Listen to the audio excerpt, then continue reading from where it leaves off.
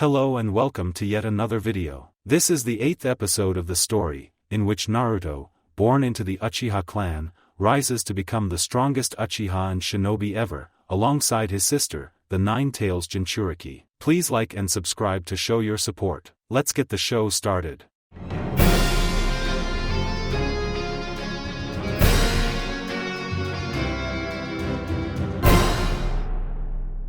It's been a few weeks since Naruto killed Orochimaru and Natsumi killed Kabuto. The Akatsuki went back into hiding when word got out that Naruto killed Orochimaru, and now they would have to move even more carefully. He was questioned by the council on how he managed to kill Orochimaru when Jiraiya himself couldn't kill him, and he explained that if Jiraiya really wanted to kill Orochimaru, then he would have killed him already. The council was finally relieved that Konoha's number one enemy and his sidekick were finally dead. Natsumi during the past few weeks kept on training with Kakashi on her new jutsu, and despite her already knowing how to combine her chakra natures plus adding the wind chakra nature to the Rasengan, she still couldn't complete her jutsu as she struggled to increase the size. Naruto gave her a bit of advice, which was she should try increasing the size of the Rasengan first before working on the jutsu, and that way things would be easier. While Natsumi would work on her jutsu, she still found time to live her normal life since she was off of missions for a bit. Naruto was currently walking around the village greeting people as they waved at him to say hi, and helped a few people out during his stroll. He was walking towards Ikiraku's for a bit to eat when all of a sudden he stopped in his tracks and turned into the Dango restaurant. He's been back for almost 2 months, but he never went to see Kurenai and Anko, who must be pissed at him right about now. He entered the Dango shop and ordered their favorites before heading towards Kurenai's apartment. He was going to knock, but remembered he had a key and decided to use it. He instantly regretted not knocking on the door because Anko was sleeping naked on the couch with one leg hanging off the couch. He immediately grabbed a kunai out of the air that came flying at him with tremendous speed and just looked at Anko, who was glaring at him. "Take a fucking picture. It'll last longer." Anko said, "I should have knocked." Naruto said, "You never knock." Anko said, "What the hell is going on out here?" Kurenai asked and saw Anko naked on her couch. "Sup?" Anko said, "Why are you here?" Kurenai asked, "Irika yelled at me, I cut him, got drunk, and here I am. Naked on your couch." Anko said, "Just put your clothes on. I'll clean the couch later." Kurenai said, Yeah. It's not like this is the first time I've done this." Anko said, as she put her clothes on, "How'd you even get in here?" "I had my security seals activated." Kurenai said, "Oh please. Like that would keep me out. Anyway, look who finally decided to fucking show up after basically a month." Anko said and pointed at Naruto. "Naruto? Come here and give me a hug. I haven't seen you in years." Kurenai said and gave him a smile, "I think I'll stay right here." Naruto said, "Come on. You wouldn't want to leave your big sister without a hug, would you?" Kurenai asked, "Yes. Yes, I would." Naruto said, "Fuck that hug. I've got a bone to pick with you, motherfucker." Anko said, "What did I do?" Naruto asked, "You took the one thing left in life I had to do away from me. You know how important that was for me." Anko said, "Care to clarify what you're talking about?" Naruto asked, "You killed Orochimaru." Anko yelled and threw 20 kunai at him that appeared out of nowhere. "Where the hell does she keep those things? I know she doesn't have pockets or anything." Kurenai thought, "So it is true. I thought it was just a rumor." Kurenai said, "No. It's true."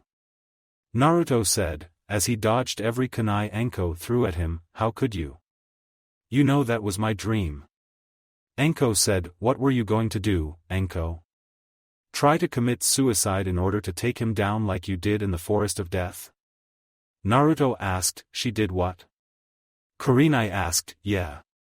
Airhead over here tried to kill herself when she fought Orochimaru 3 years ago. She's lucky Orochimaru took pity on her, or else she would be dead by now."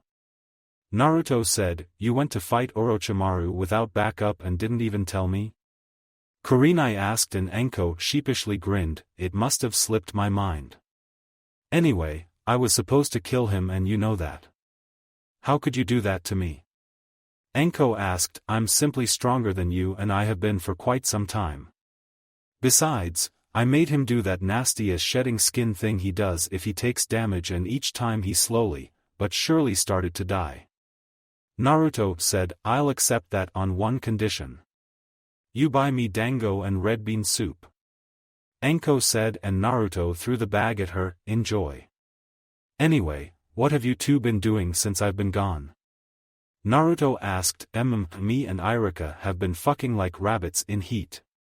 Enko said, as she stuffed her face with dango, in a much more civilized manner, me and Asuma have stayed together. We are expecting a baby soon. Kurenai said, what? Enko yelled, I'm pregnant. I wanted the three of us to be together before I said anything. Only me and Asuma knew before I told you too. Kurenai said and Enko gave her a hug, congratulations. How far are you? Enko asked, 4 weeks. Kurenai said, how did he react? Enko asked, he nearly passed out, but overall he was just as happy as I am. Kurenai said, well, congratulations. I guess I'll be an uncle earlier than I expected. Naruto said, maybe I should have some kids that way your kid can have somebody to play with growing up. Enko said, I don't think the village is ready for a mini Enko. Kurenai said, it would be half me and half Irika. Everything will be fine. Enko said, aren't you mad at him for yelling at you? Plus you cut him and now you're talking about having his kids. Naruto said, our love is complicated to you, but normal for us. All this means is the make-up sex will be out of this world. Enko said, we didn't need to know that. Kurenai said and Enko just shrugged her shoulders before stuffing her mouth with food. Anyway, does Asuma still smoke? Naruto asked, that's like asking if you're a virgin still. Enko said and laughed at him, so he doesn't smoke anymore. Naruto said and Enko choked on her food, no. He still smokes. Kurenai said, you're not a virgin anymore? Enko yelled, you act like it's such a surprise. Naruto said, it is. You barely even touched Temari while the two of you were here before you left. Wait a minute. Temari's been here and you've been wherever the hell you've been for all this time. You slept with that sexy Mizukage, didn't you? Enko asked, no. Naruto said, please tell me you didn't cheat on Temari. She's a really nice girl once you get past the tough exterior. She's a girl I would not mind you marrying in the future. Speaking of which, I thought I said to wait for marriage. Kurenai said and Naruto looked at her, I've walked in on you and Asuma having sex at least 20 times. I don't remember you getting married at all. Naruto said, do as I say and not as I do. Kurenai said, whatever. Naruto said and her eye twitched, the older you've gotten the more of your mother's smart mouth started to appear. Kurenai said, I'll take that as a compliment. Besides, Natsumi is partially to blame for this. She brought this side of me to the surface. Naruto said, whatever. What happened to Kabuto? Enko asked, how is it that you heard about Orochimaru's death and not Kabuto's? Naruto asked, he's dead? Who killed him? Enko asked, Natsumi killed him on the same mission. Naruto said, so what do we do now since Konoha's most notorious criminal is dead? Enko asked, we focus on the Akatsuki. I already have 2 of them on my radar to fight, but I'll take on any of them. Naruto said, I can already guess that Itachi is one of them since you can cancel out his Sharingan with your own, but who's the other Akatsuki member? Kurenai asked, Deidara the Mad Bomber. He escaped my fight when he attacked Suna with Sasori. Oh, and Temari will be coming with me when I fight Itachi. Naruto said, so am I. Enko said, think about this, Enko. Kurenai said, I did and I'm still going. The Akatsuki travel in pairs of 2, right? Enko asked, yeah. Kurenai said, then Kisame will no doubt be there with Itachi, and we both know Temari doesn't stand a chance against him by herself. I'll be her backup and we'll deal with Kisame while Naruto fights Itachi. Enko said, if you're going to fight Itachi then we need to do the transplant now. Kurenai said, she's right. You're going to need every advantage you can possibly have once you fight him.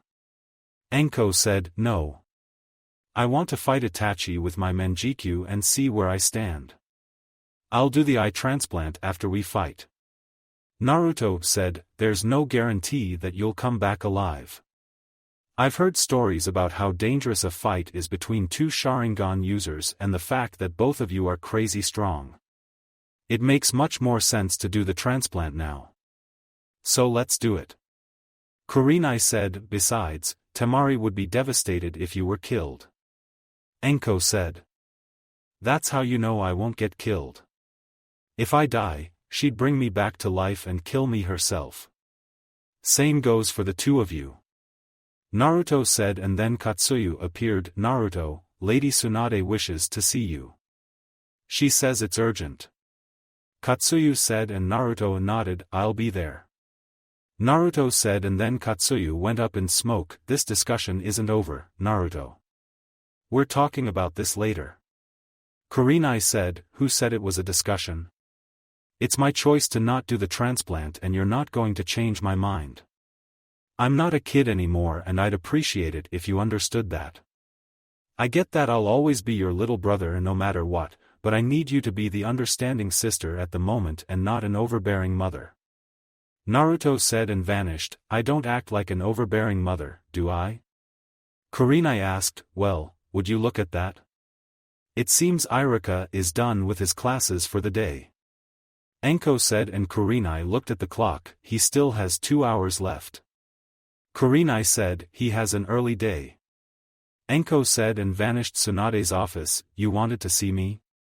Naruto asked, yes. We received an urgent message from Kiri signed and stamped by Mei herself. Tsunade said, okay. Naruto said, there have been reports of 2 men walking around wearing the Akatsuki robes and one of them was Deidara. He has somebody else with him who's wearing an orange mask and acts like a complete child. Mei said her sensors have picked up a huge chakra signature in the waters of Kiri.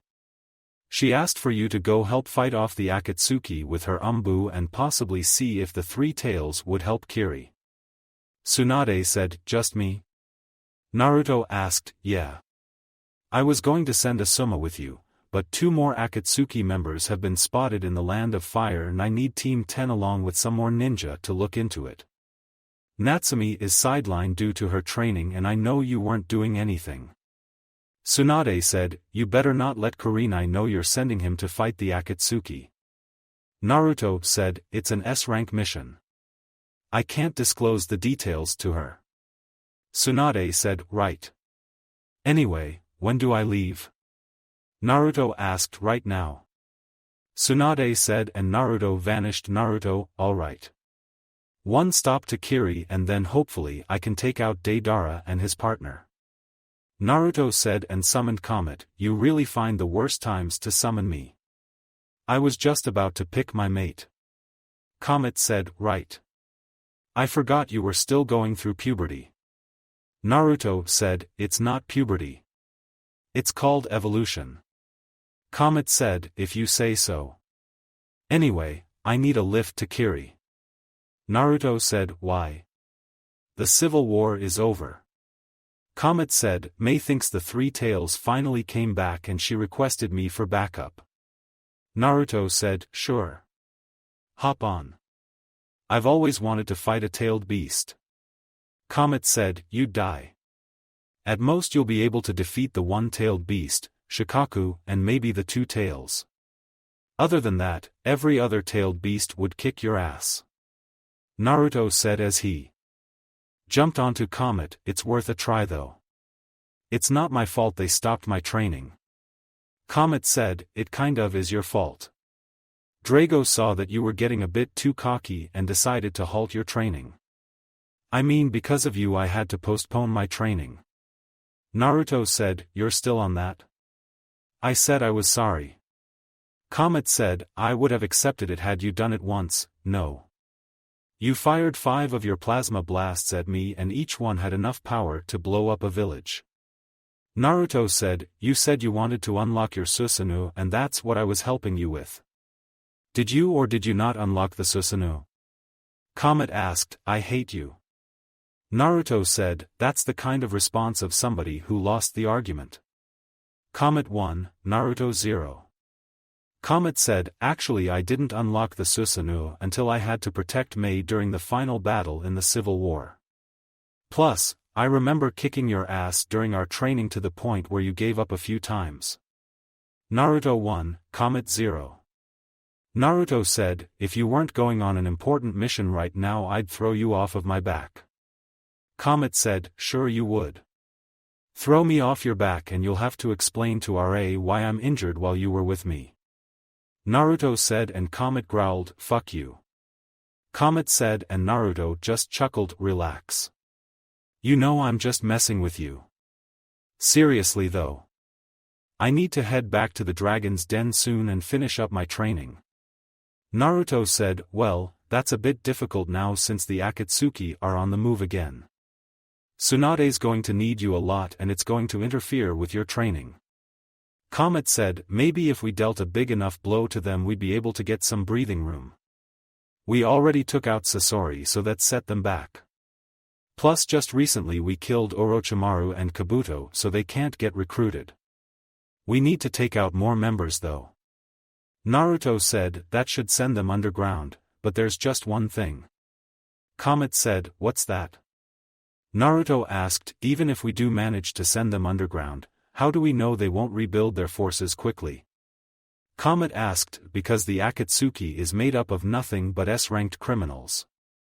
The only 2 people they could possibly recruit are now dead and the only S-rank criminals left are useless mercenaries who stole something from a village and joined up with a group to stay safe. Naruto said, now you have a chance to take out 2 more criminals then. Comet said, no. I'm not going to take them out. I want to see what this other guy can do. Naruto said, what other guy?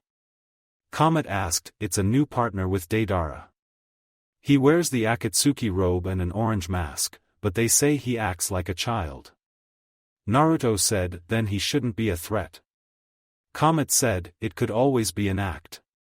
Jiraiya acts like a child himself, but he's an S-rank shinobi and there's possibly only a handful of people who can beat him. Naruto said, so, you just test this new person to get a feeling of his skills? Comet asked, that and his chakra levels. I can pretty much tell how much chakra a person is hiding if I'm close enough. Naruto said, summon me when you need to return to the Leaf Village. Comet said, as he landed in front of the Mizukage building and just went up in smoke, he could have at least waited for me to get off. Naruto said, as he landed on the ground, Naruto, it's good to see you again.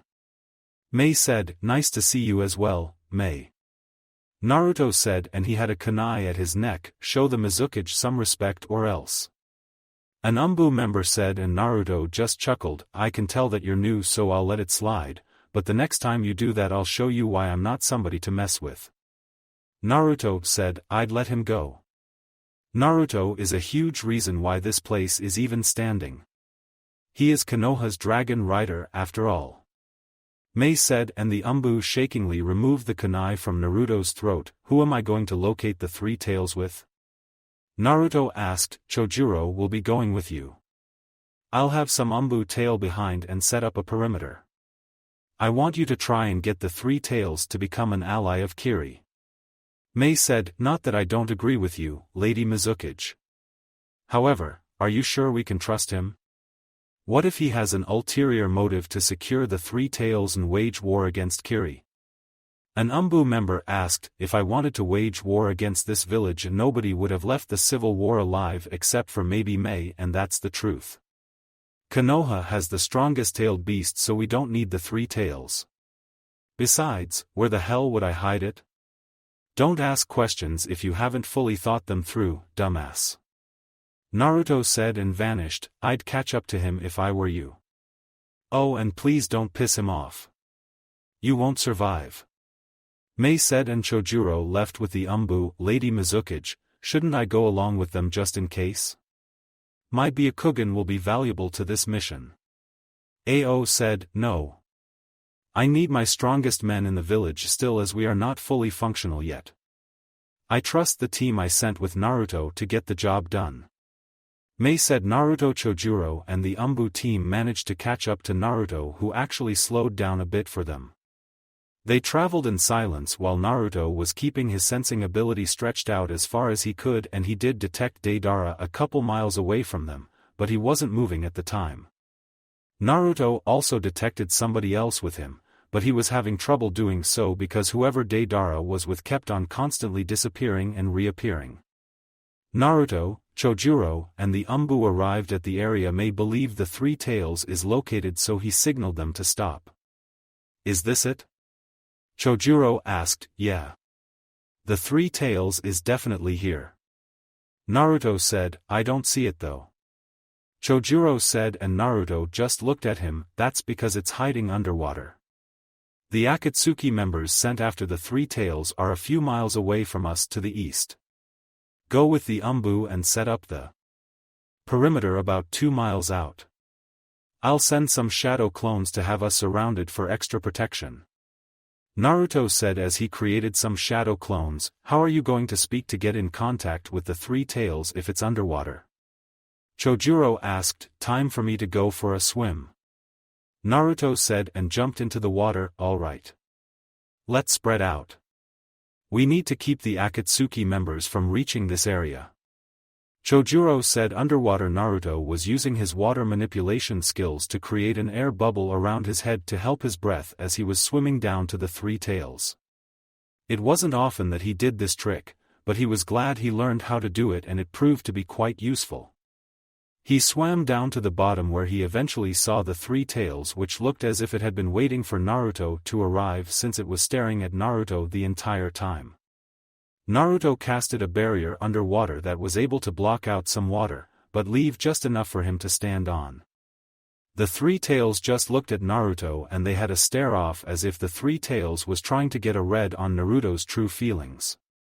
Soon enough the Three Tails held his fist out towards Naruto, who bumped his fist only to be pulled into his mindscape. Three Tails mindscape, I've been waiting, Naruto Uchiha. The Three Tails said, how'd you know I was coming? Naruto asked. Chomei spoke to some of us tailed beasts about you and we all know what the two of you talked about. The Three Tails said, then I don't have to waste your time with a boring backstory then.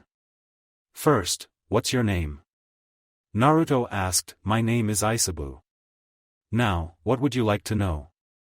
Isabu asked, picking up from where I left off with Chomei, I suppose.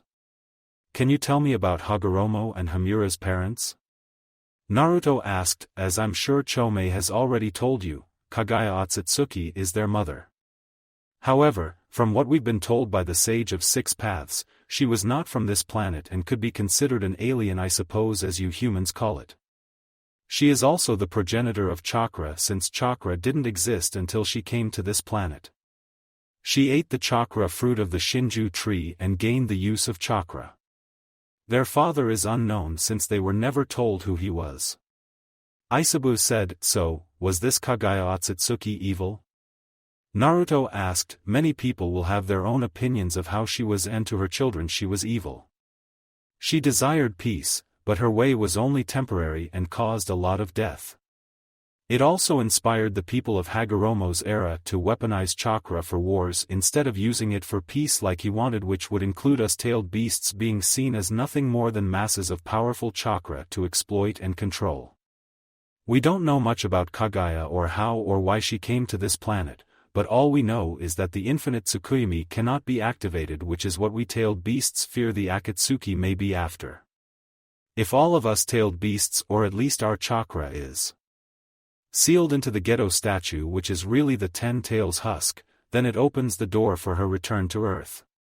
Isabu said, do you know if there is any way to find anything that would help us receive more information on Kagaya Otsutsuki? Naruto asked, why would you want to know more about her? Aisabu asked, I was taught to never judge a book by its cover.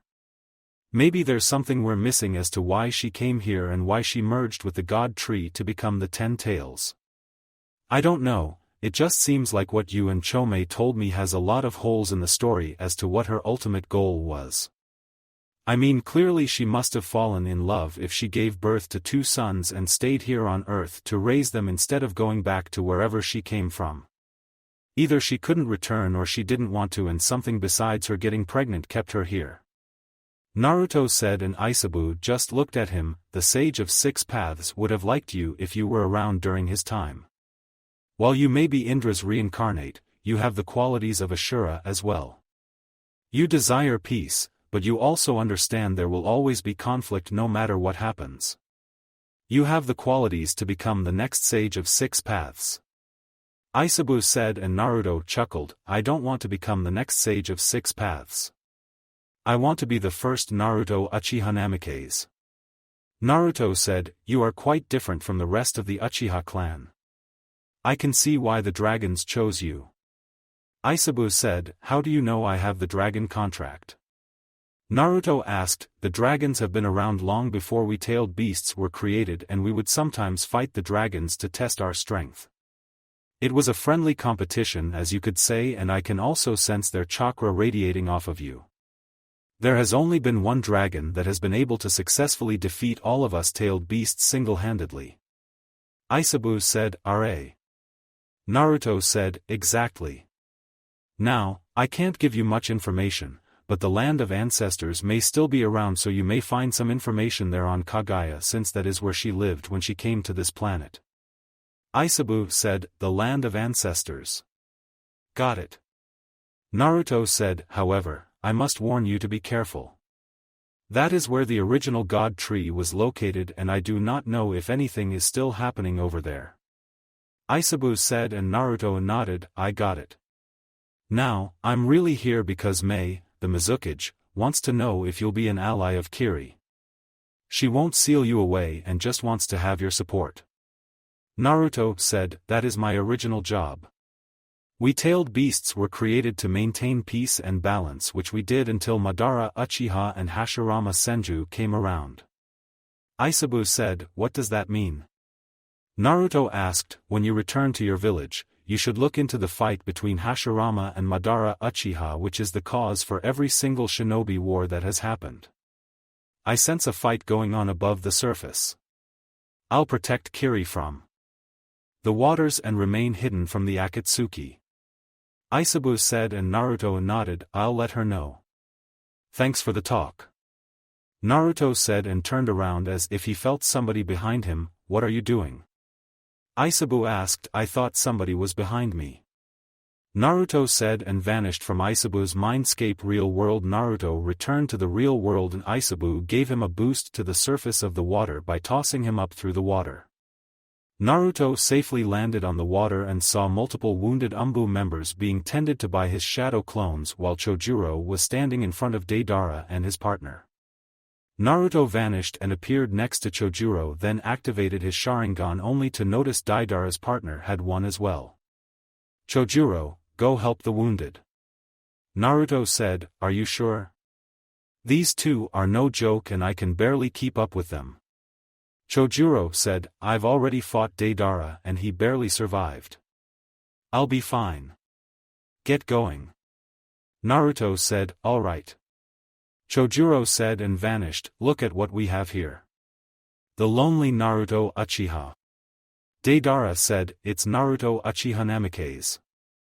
If you're going to say my name, make sure you say it right.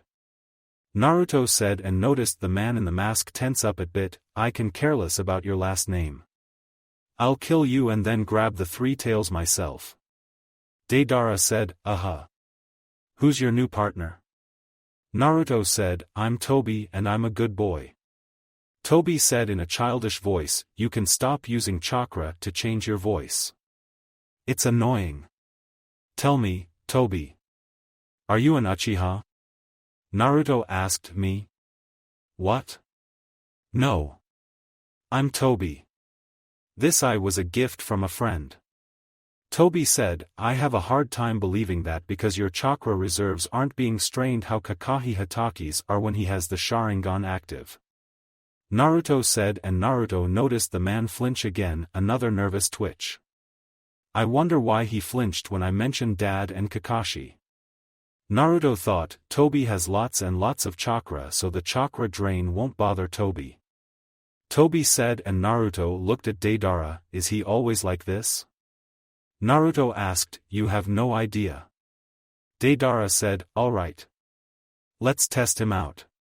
Naruto said. Naruto ran at Toby and prepared to attack him, but he just went right through him. Toby threw a punch at Naruto which connected and sent Naruto into a tree. Naruto stood up unharmed and used the fireball jutsu on Toby, but he saw Toby absorb it into his eye before sending it back at him. Naruto dodged and Toby appeared in front of him preparing to strike him with a punch, but Naruto caught his fist at the last moment and channeled chakra into his hand before breaking Toby's hand with a simple squeeze. You broke Toby's hand. I thought we were just playing around. You big meanie. Toby said, shut up. Naruto said. Naruto created the Chidori in his hand and Toby froze as he saw that jutsu. Naruto ran at him with impressive speeds that nobody could see and went to stab Toby in the chest. His hand went right through Toby who quickly jumped back and sort of absorbed himself into his own eye. Naruto looked at Deidara and he was also gone. Chidori, Dad and Kakashi's names all made him flinch or freeze. I need to figure out how they all connect to him before I tell anybody. Naruto thought and Chojuro landed next to him. Where'd the enemy go? Chojuro asked. They retreated. Naruto said, wow. You don't even have a scratch on you. Chojuro said, let's get back to Mei. Naruto said and vanished. Kiri, so how'd it go? Mei asked, as Naruto arrived in her office with Chojuro, the Three Tails is still underwater and he agreed to help you out. Naruto said, what of the Akatsuki members? Mei asked. They retreated. The one in a mask is possibly the most dangerous Akatsuki member they have. Naruto said, what were his abilities? Mei asked. He didn't show much, but he's able to turn himself intangible to avoid any physical hits. Also, the whole acting childish thing is just that, an act. He's using chakra to change his voice, but one punch from him was able to send me into a tree and although we weren't being serious, I can tell he's extremely powerful. Naruto said, is there anything else I should know about? Mei asked, no. I'm going to look into his ability and find out what it is. Naruto said, did the Three Tails say anything to you? One of my Umbu sent an early report that you were down there for almost 30 minutes. Mei said, you try negotiating with a tailed beast that's been used as a weapon for the past 100 years or so. Naruto said, fair point. How are we going to make sure the Three Tails is safe from the Akatsuki? Chojuro asked. I set up a barrier down there, but with this guy having the ability to turn intangible it might not work. Naruto said, I'll keep a constant watch on the Three Tails to keep it safe. Mei said and Naruto nodded, that's probably the best option at this point, but make sure your Umbu guards are actually on alert. This guy can possibly appear anywhere and I don't know if he can absorb the tailed beast into his vortex. Naruto said, I don't understand how he can do that though. I've never heard of a jutsu like that before. Mei said, I would call him a liar, but I witnessed it myself. Chojuro said, you've never heard of this before because it's a secret jutsu of the Uchiha clan's Sharingan. Once the Sharingan reaches a certain level, unique abilities are unlocked and this is one of them. Naruto said, so he's an Uchiha? I thought you and Itachi were the only ones alive. Mei said, we are. Well, at least I think we are. I need to look more into this guy and any reports of a missing Uchiha. This guy said he wasn't an Uchiha, but I didn't sense any strain on his chakra reserves from him using the Sharingan like Kakashi when he uses the Sharingan. Oh, and he goes by Toby, but I highly doubt that is his real name. Naruto said, let me know if you find anything. Mei said, sure. I'll stay for a few more days just to make sure they're gone though. Naruto said and walked out. Chojuro, add this Toby guy into the bingo book for me as an S-rank criminal and add everything you can about him into the book. I want him listed as a proceed with extreme caution and a 2 million bounty on his head. Mei said and Chojuro nodded, yes ma'am. Chojuro said and left Konoha Tsunade's office week later. So, how'd the mission go? Tsunade asked. It went well. The Three Tails has agreed to ally itself with Kiri, but we have a problem. Naruto said, what problem? Tsunade asked, we might have a rogue Uchiha other than Itachi in the Akatsuki. Naruto said, that's impossible. Only you and Itachi are the only Uchiha alive after the massacre. Tsunade said, that's what I thought until I fought that guy in the mask. He was able to use the Sharingan without any strain that should happen to anybody who isn't an Uchiha. Kakashi is a prime example of what happens to somebody who isn't an Uchiha and uses the Sharingan. What makes things worse is that this guy is able to use techniques only a Mangekyo Sharingan can, and this makes him intangible, so it's really difficult to hit him since he can evade all physical attacks. I got lucky and timed the hit right and broke his hand. He needs to turn tangible again to attack or nothing will work. Naruto said, is that all you found out about him? Tsunade asked, he acts childish, but you can tell he's strong. Maybe stronger than Itachi, but I'm not sure. He goes by the name Toby and packs a hell of a right hand. One punch was enough to send me to a tree. Not as strong as your hits, but it's not something to scoff at. Naruto said and she nodded, what about Deidara? Tsunade asked, he didn't do anything. He seemed annoyed at this guy's antics, but he left after I almost hit the guy with a Chidori. Both of them fled and didn't get near the Three Tails. Naruto said, alright. I'll put it down as a mission success in your file. Anything else? Tsunade asked, I need time off. Naruto said, for what? Tsunade asked, I need to go finish training with the dragons and something else I need to check out that's off the record. Naruto said, I can't let you do that.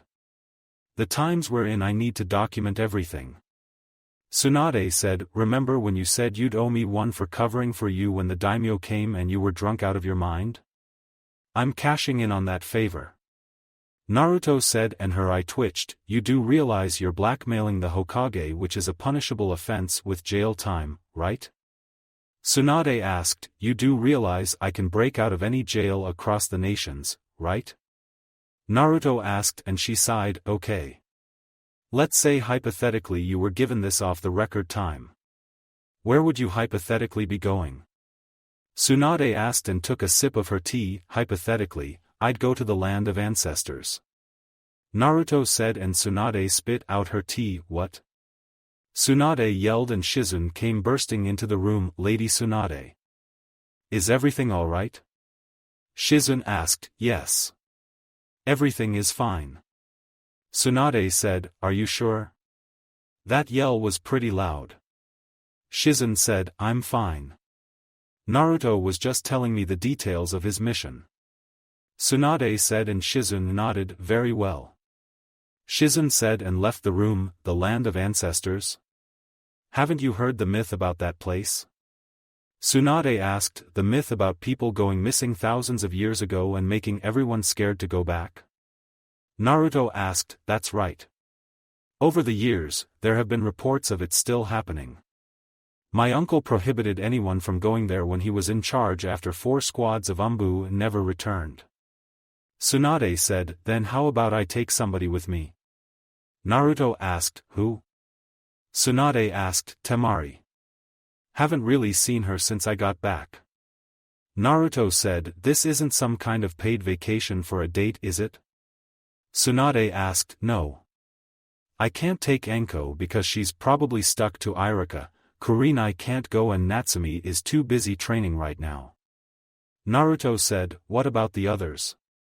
Tsunade asked, Rock Lee would be dead before we make it there because of his constant flames of youth talk. Sakura is a medic which I don't need, Niji and Hinata have Hyuga business, Tenten is an option, Ino talks too much for me, Choji would complain about food and Shikamaru is just lazy.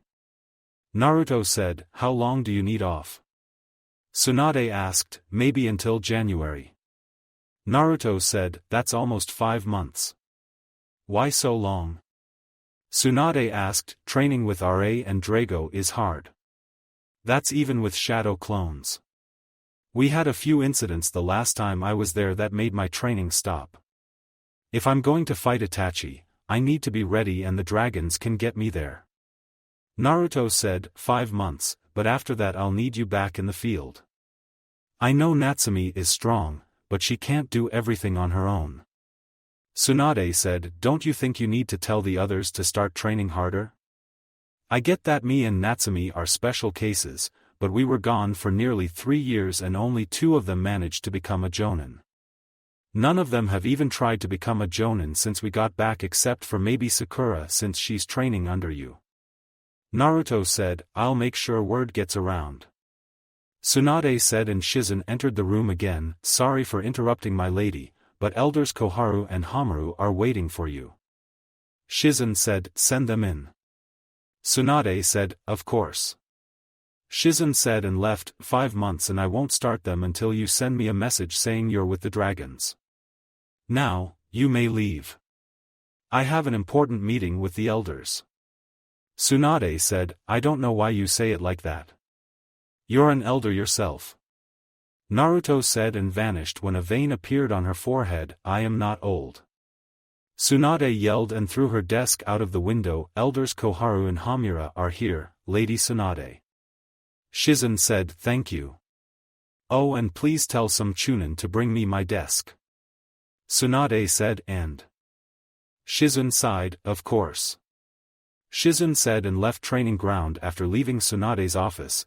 Naruto followed Natsumi's chakra signature and found her at the training ground working on her jutsu.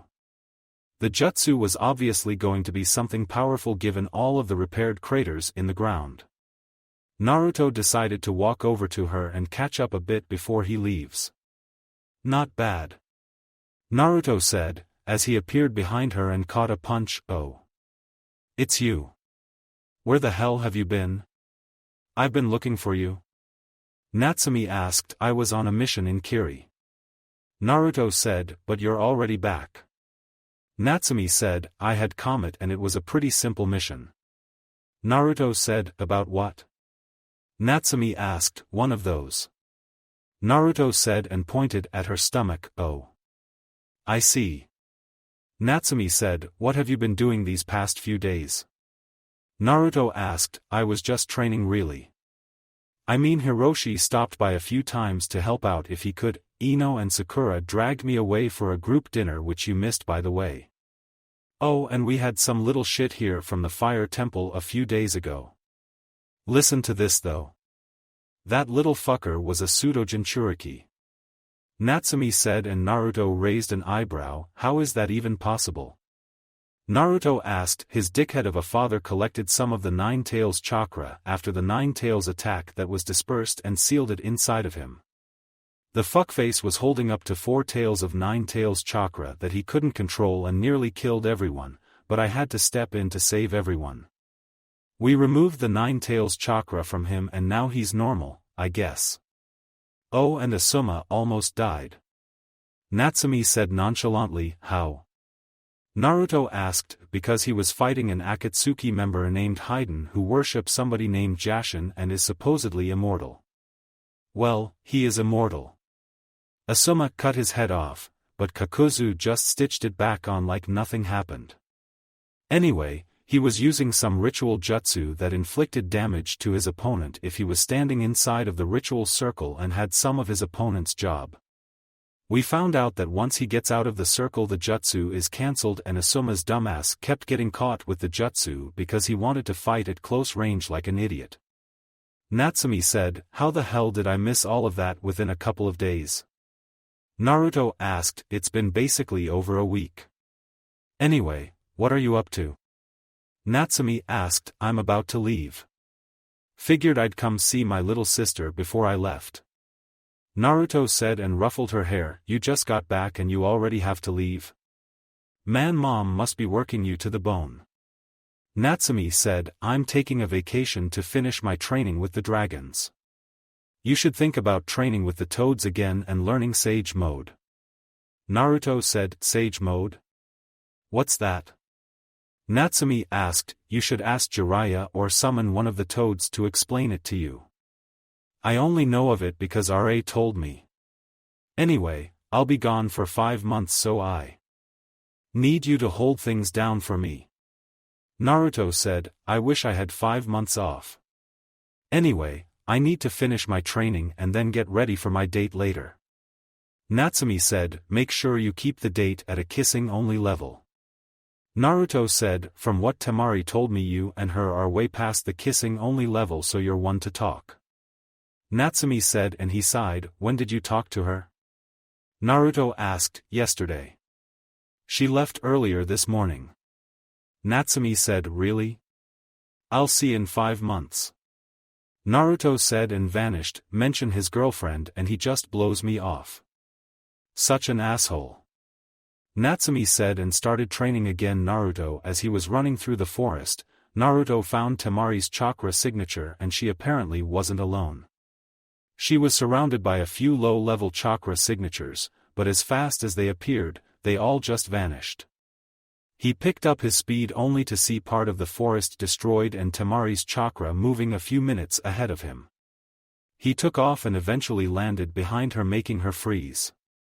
Well, hello. Naruto said, and she quickly spun around. Oh. You're back? Nice to let me know. Seeing as how I'm your girlfriend that doesn't get to see you often, it would be nice if you responded to my letter I sent you like a week ago. Temari said, and Naruto gave her a kiss that made her smile a little bit. I didn't get a message from Tatsu or anything. Naruto said, Really? I gave it to her and she was supposed to give it to you. Temari said, She's probably busy getting things done. They did just have some new hatchlings not too long ago. Naruto said, I guess. So, what are you doing following me? Temari asked. I wanted to see you and invite you to come on a little trip with me. Naruto said, and she blushed. A trip where? Temari asked. The land of ancestors. Naruto said, and she just looked at him. Why? Temari asked. I need to look into something and I was told I may find some answers there. I figured you should come with me since we don't spend much time together and it could be like a getaway for us. Naruto said, You just want me alone, don't you? Temari asked and wrapped her arms around his neck. I could easily take you back to my apartment if you want to do that before I leave. Naruto said, and her face matched the color of Natsumi's hair. And no. I'll go with you. I just need to let Gaara know. Temari said, and Naruto summoned a small red messenger dragon. Do you remember who Gaara is, Farboss? Naruto asked. The gloomy emo redhead in Suna? Yeah, I remember him. Farboss said, Right. I need you to tell Gaara that Temari is coming with me to the land of ancestors.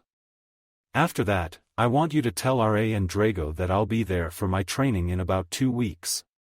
Naruto said, You got it. Farboss said and went up in smoke. The gloomy emo redhead in Suna? Temari asked. He may have met Gaara a few times during the whole Protect Suna mission. Naruto said and summoned Comet. Yo.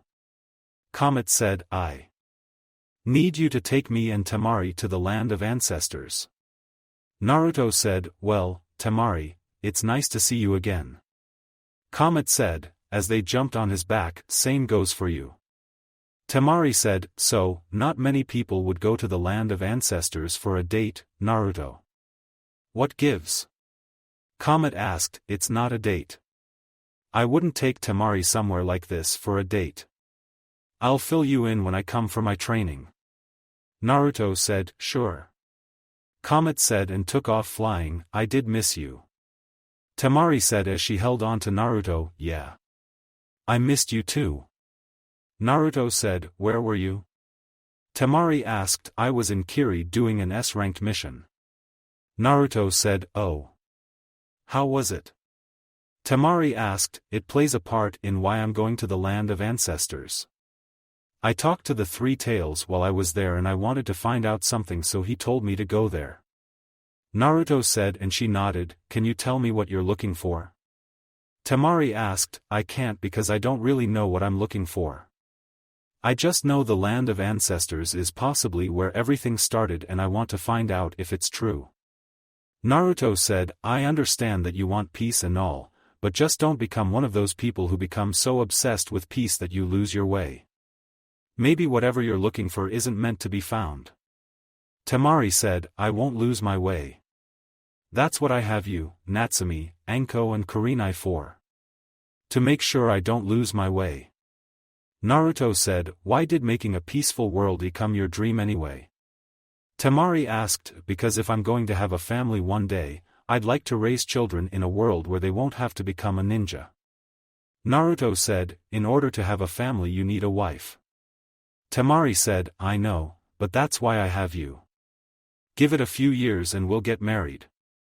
Naruto said, really? Temari asked, yeah. I have no problems marrying you unless you have a problem with it. Naruto said, no. I would love to marry you, it's just you sprung that on me. It caught me off guard. Temari said, you brought up having a wife. I just figured I'd let you know I plan on marrying you. Naruto said, that's good to know. Temari said and kissed his cheek. Anyway, I've been meaning to tell you something. Naruto said, what's that? Temari asked, you can start coming to the dragon's den now if you want. Naruto said, how? I'm not a dragon summoner. Temari said, technically you are. You've been summoning Tatsu for like 3 years now and Drago had a conversation with RA about that. RA agreed to let you come to the dragon's den for a test of sorts. You won't be able to learn any techniques because your body can't handle draconic chakra, but they have other things they can teach you. Oh, and you get your own familiar which has already been decided. Naruto said, when are you going? Temari asked, after I'm finished with this. I'm finishing up my training so I'll be there for 5 months. Naruto said, do you know what my test is going to be? Temari asked, no. I'm sure you'll be fine though. Naruto said, we're here. Comet said, as he landed on the ground. Naruto and Temari looked around at the land of ancestors and it wasn't as bad as they thought it would be. Broken houses, dead land, clothes from bodies that were once there and a few weapons were on the ground. Not as bad as I thought it would be. Naruto said, this place gives me the creeps. I'm going home.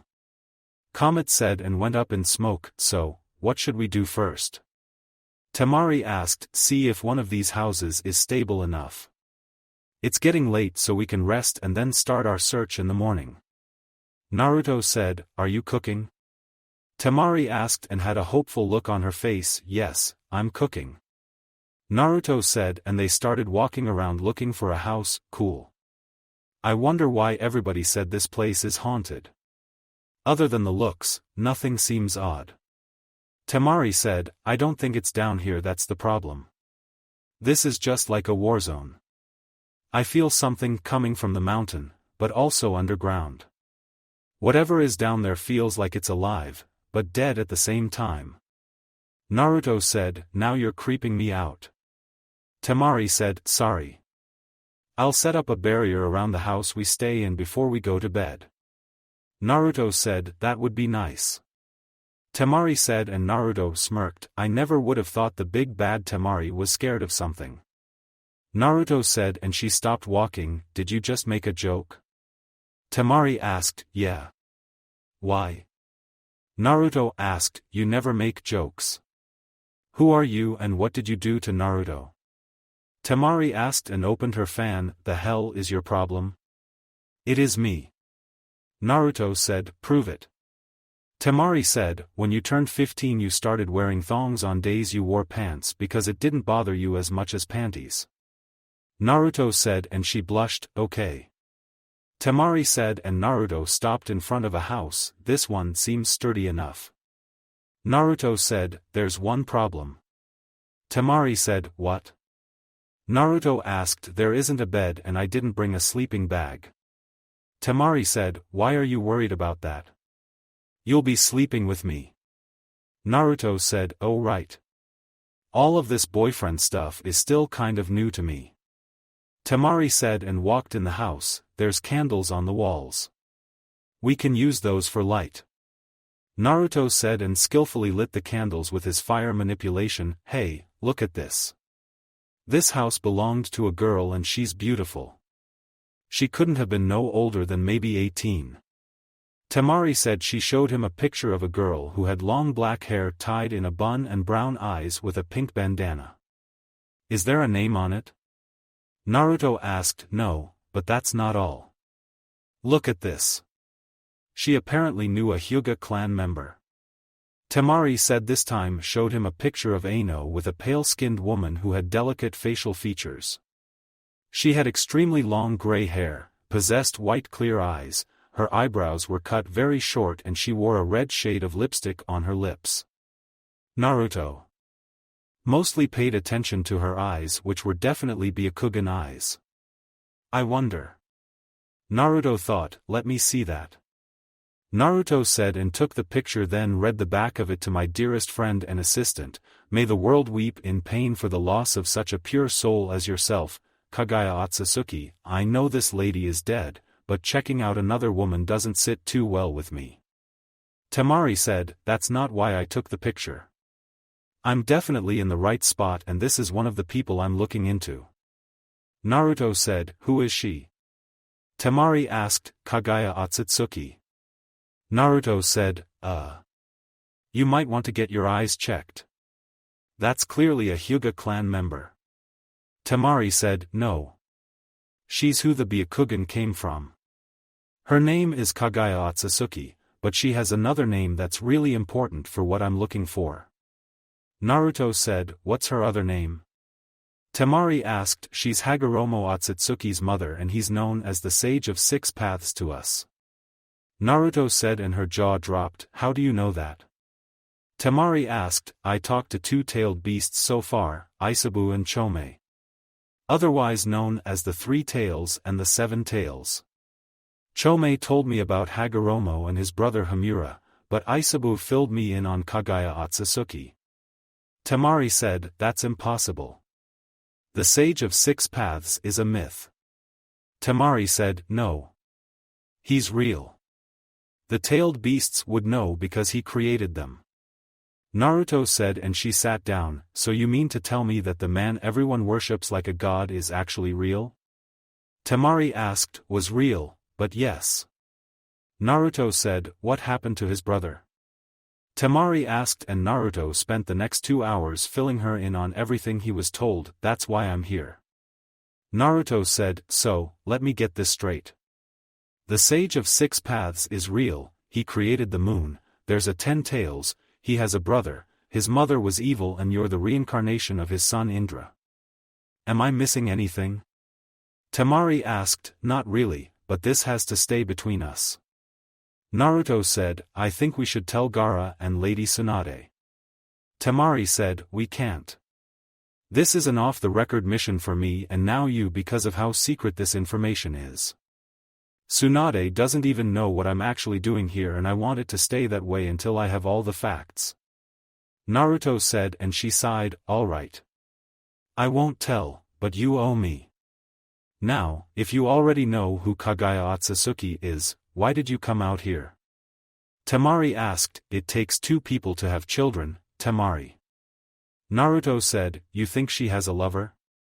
Temari asked, yes. In the discussion I picked up the vibe that she clearly must have fallen in love with somebody if she gave birth to Hagoromo and Hamura. This is where she was living before she gave birth and I want to see if I can find anything on who she fell for. Naruto said, maybe she didn't fall in love. Maybe she just wanted children and used the best guy she could get. Temari said, well, we're going to find out. I plan on searching every building in the land of ancestors and then I'm going up to that mountain. Naruto said, what are you hoping to find if everything is true? Temari asked, something to help prevent whatever the Akatsuki is trying to do. They obviously have the 10 tails husk already, since that's the only thing that can contain all 9-tailed beasts. I have a general idea about what they're trying to do, and if it's true then the world is doomed. Naruto said, so we're basically screwed at the moment. Temari said, not really. As far as I know, none of the tailed beasts have been captured. Naruto said, Naruto. It's Aisabu. Don't speak, just listen to me. I just fought 2 Akatsuki members and some of the tailed beasts have been captured. Apparently the Akatsuki managed to get some of Shikaku's chakra and sealed the 2 tails away a few weeks ago. They just captured me and I'm currently in some pocket dimension by a masked guy. They have Son Goku the 4 tails, Kokuo the 5 tails, Saiken the 6 tails and Chomei all at their base already. After they seal me away, only the 8 and 9 tails remain. You need to keep them safe. Good luck, my friend. Aisabu's voice said in Naruto's head, Naruto? Is everything alright? Your hand is bleeding. Temari said, and Naruto looked at her. Change of plans. I'm starting the search tonight. Naruto said, what happened? You spaced out for almost a minute. Temari said, and Naruto created over 100 shadow clones, spread out and search every nook and cranny of this village.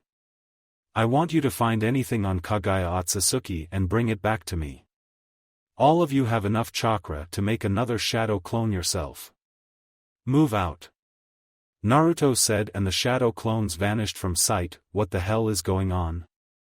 Temari asked, the Akatsuki are way ahead in their plans than I originally thought. Naruto said, what do you mean? Temari asked, they already have chakra from Shikaku in the Geto statue and they sealed the 2 tails a few weeks ago. They just captured Aisabu, plus they have Son Goku the 4 tails, Kokuo the 5 tails, Saiken the 6 tails and Chomei all at their base waiting to get sealed. It should take them a while to seal all of them away, which gives us time I guess and can help us prepare more. I have a feeling with so many jinchuriki getting captured, they'll go into hiding for a bit. Naruto said, how did they manage to do all of that without alerting anyone? It doesn't make sense. Temari said, I don't know. Well, Kakuzu did know about the secret entrance to Taki, so he could have just walked right in with his partner and took Fu by surprise. I don't know about everyone else. Naruto said, will Gaara be safe? Temari asked, yes. In order for them to seal Shikaku they'd have to release all the other tailed beasts and that is the last thing they want to do. Naruto said, how do you know they were captured though? Temari asked, Aisabu somehow talked to me in my head and that's probably why I spaced out. Naruto said and sighed, let's clear our heads a bit.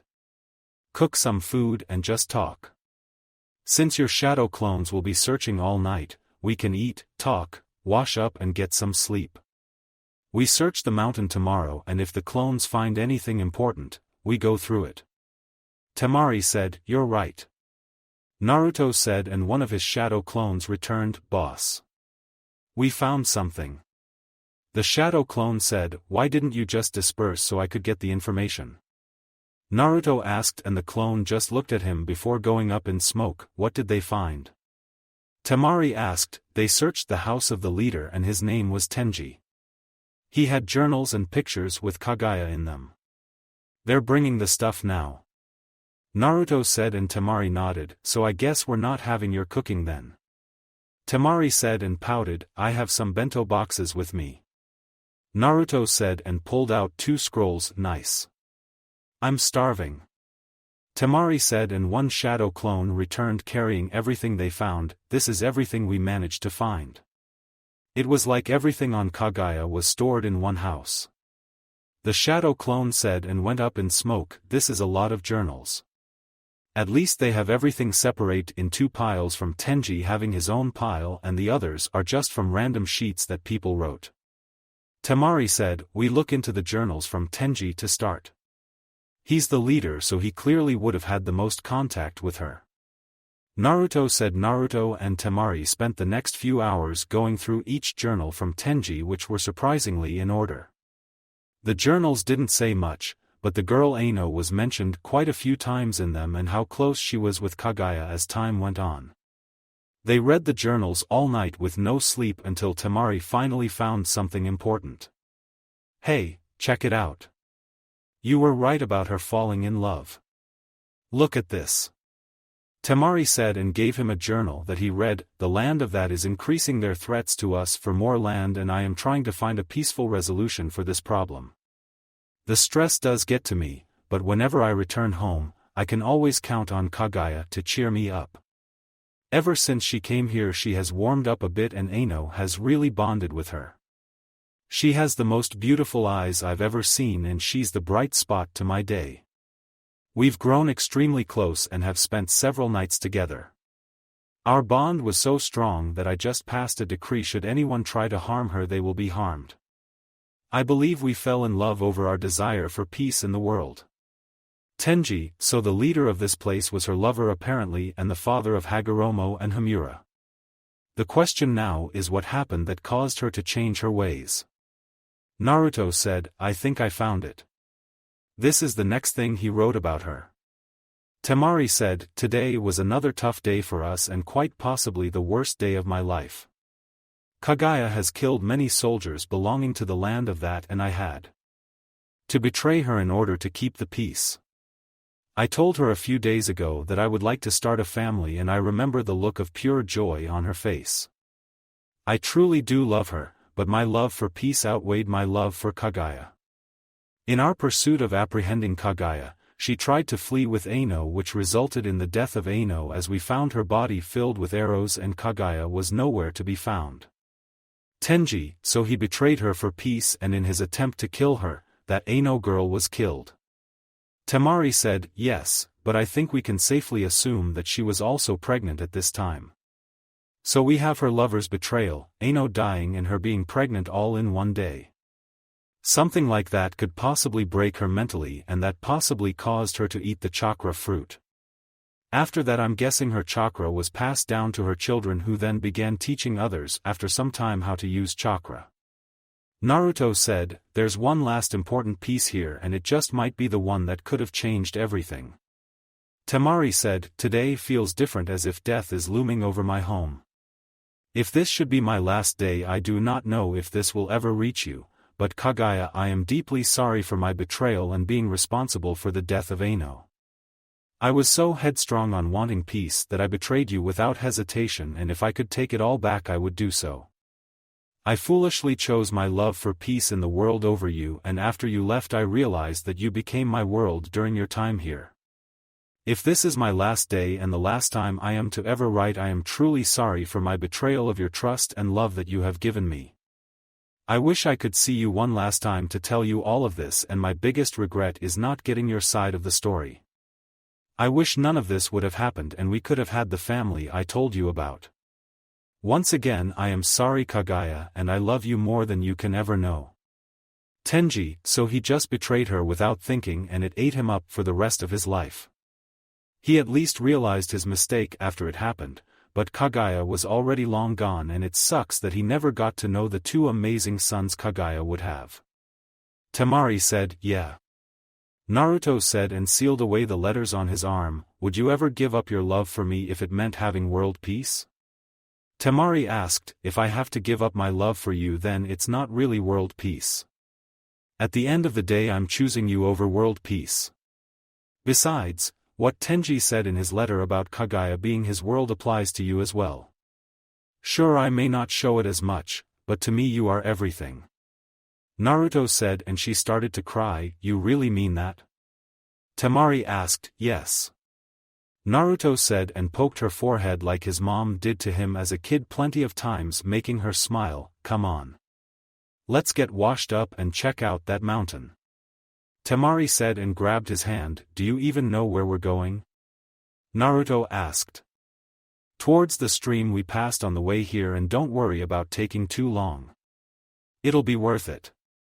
Temari said and gave him a kiss. 3 hours later after a long and heated moment with Temari in the stream, both of them were finally dressed and currently exploring the mountain.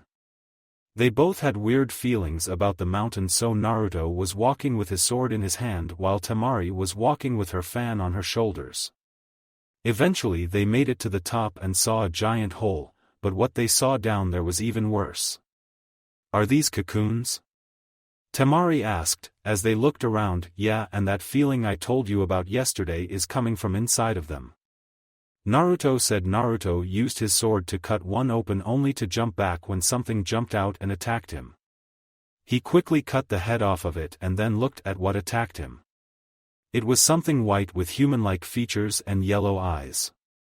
Naruto looked up and saw every cocoon had opened up, then nodded at Temari. They spent the next 10 minutes taking out each of these things while watching each other's back and teaming up with their ninjutsu until all of them were dead.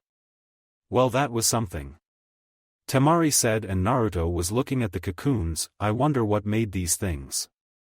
Naruto said, "Me too, but I think they were actual humans at first." Temari said, "What makes you say that?" Naruto asked, "Because I highly doubt these things know how to put on pants."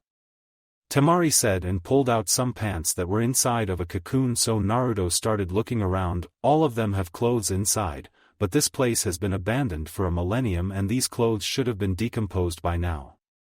Naruto said, "Not necessarily. Think about it. These things have been down here for a while and were technically preserved all this time, so the clothes were as well. Something natural didn't cause this hole to open up, because nothing in the world is big enough to cause this except for maybe an explosion, but they fought with arrows back then." Temari said, and Naruto looked at the cocoons again. "A tree did it. The ends on these cocoons are like branches." Naruto said, "That's a good guess, but no ordinary tree would be able to cause something like this." Temari said, "That's because it wasn't an ordinary tree. The Shinju tree must have been here and caused this." In Tenji's journal he talked about people disappearing when they came to see this tree since it was used as a place of worship, and I'm an idiot. Naruto said, "Why?" Temari asked, "Because I just remembered why the Shinju tree isn't here anymore." Naruto said, "Oh no." Temari said, as she realized what he means. "Exactly. Kaguya merged with the Shinju tree and became the 10 Tails long ago. The Akatsuki have no idea what they're doing and what could possibly go wrong if their plans succeed." Naruto said, "You mean Kaguya returning to Earth?" Temari asked, "Yeah." Naruto said, "That's unlikely. I mean, she's dead. Remember? Hagoromo and Hamura defeated her." Temari said, "No. They sealed her away and created the moon in the process. Kaguya is technically still alive because of the 10 Tails husk, which is also known as the Gedo statue. Hagoromo stripped the 10 Tails of its chakra, creating the tailed beasts, and now the Akatsuki want to seal the tailed beasts back into the statue." Naruto said, "So, Kaguya is likely to be reborn if they were to succeed." Temari said, "Exactly, but I feel as if we're missing something. It can't be that simple. There's another variable to this, and Kaguya apparently didn't leave anything behind." Naruto said, "Let me guess, you're not going to stop until you find out what it is." Temari said, "I am for now. I need to start my training and you're coming with me, remember?" Naruto asked, "Oh yeah." Temari said, and Naruto summoned Farboss. "Yo." Farboss said, "I need you to take us back to the den." Naruto said, "Sure thing." Farboss said, and all three of them went up in Smoke Dragon's den. "Wow. This place is beautiful. I thought it would be like a cave or something surrounded by lava." Temari said, as she looked around, "We do have that here if you would like to see it." Catalina said as she landed in front of them, "Nice to see you again, Catalina." Naruto said, "Likewise, I'm assuming young Temari's here for her test." Catalina said, "Yes." "Is RA able to train me?" Naruto asked. "Yes. He's been talking about resuming your training and was about to send a dragon to come grab you. Go to him while I take Temari to Drago for her test." Catalina said, "Good luck." Naruto said and vanished. How bad will I hurt after this test? Temari asked. You'll be fine. You can't use Draconic Chakra, so your test will be a lot easier than Naruto's. Hop on. Catalina said and then flew off. When Temari was on her head while all of this was going on, the Akatsuki were nearly finished sealing Isabu away and were completely oblivious to the ramifications of what they were going to cause. Naruto was training hard now with RA, Temari was about to take her test to begin her training, and Natsumi was putting the finishing touches on her ultimate jutsu. Things were about to get tough for Naruto and Natsumi as they were both about to get fully tested by two of the strongest shinobi known to man. Time went by after Naruto and Temari visited the land of ancestors, where they discovered a bit about Kaguya, and they both trained really hard so far. It's only been 3 months, but each of them grew a lot so far, and RA predicted Naruto would be done with his training in 2 more months. Temari was being trained by Catalina, who was teaching her how to use water and fire ninjutsu to give her a more diverse arsenal. While Temari was focusing on learning her water and fire ninjutsu, Naruto taught her the Shadow Clone Jutsu to help her speed up her training a bit. Temari also signed the dragon contract, but she was unable to use the Draconic Chakra as her body rejected the chakra. She was able to learn some moves, but not the ones Naruto knew that required the Draconic Chakra. Temari's familiar was none other than Skyrus, who personally chose to become her familiar when it was discussed about her signing the contract. Natsumi over the last 3 months has been on missions non-stop since Naruto was off doing his training, and she's been learning more from Jiraiya. While she was doing missions, she managed to kill Kakuzu of the Akatsuki with her new ninjutsu that she called Wind Style. Raisin Shuriken and his partner Haiden was killed by Shikamaru. After using the Wind Style, Raisin Shuriken, Natsumi immediately got to work on making a water version of the jutsu, and she had some success creating it, but she couldn't keep it stable enough just yet. Naruto so far over the past 3 months did grow, but he had a lot on his mind, and most of it was due to him finding out Kaguya a bit. While he didn't agree with how she wanted to enslave the world for peace, he couldn't help but think that there was a lot more to her story than her being some evil tyrant. Although he didn't hope it would happen, Naruto decided if Kaguya was reborn, then he would somehow talk to her about her actions and why she came here. He brought this up to Temari once, and she said he was crazy for even thinking about attempting something so reckless, but she would support him. His training with RA has paid off quite a bit, as he was now faster and had more power behind his punches. He was also learning how to finally do the Hiraishin since he had time, and thanks to his understanding of Fuinjutsu, he was picking it up very easily. While Naruto was training with RA, he gained even better control over his Draconic Chakra to the point that it was almost second nature to him, and his body didn't strain as much as before. While training, Naruto managed to combine his Rasengan with his Draconic Chakra and created the Rasengan Flash, which had enough power to destroy anything in its path up to 2 miles. He was mainly focused on learning the dragon techniques while he was there, except for the Hiraishin and different types of the Rasengan, because he had a pretty good or great portion of ninjutsu at his disposal.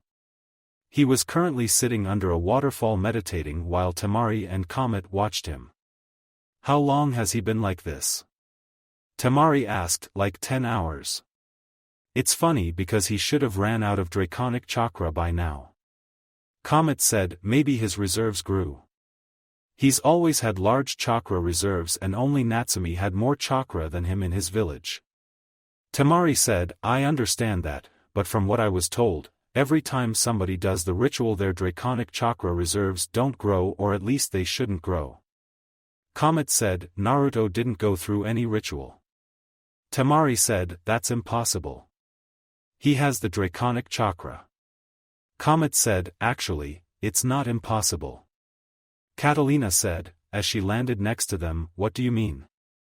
Comet asked.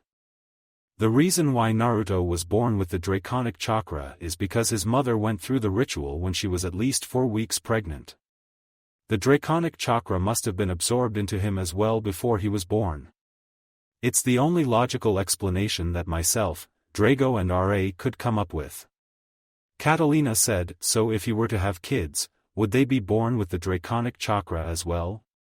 Comet asked, no. Catalina said, he's a rare case then. Temari said and Catalina nodded, correct. Catalina said and they heard the water explode, where'd he go? Comet asked, he's quite fast on his own if I can't even see him move. I don't even want to think about how fast he's going to be when he completes the Hiration. Catalina thought, what are you all doing here? Naruto asked, as he appeared next to Temari, we were watching you. Temari said, right. Anyway, do any of you mind explaining something to me? Naruto asked, what is it?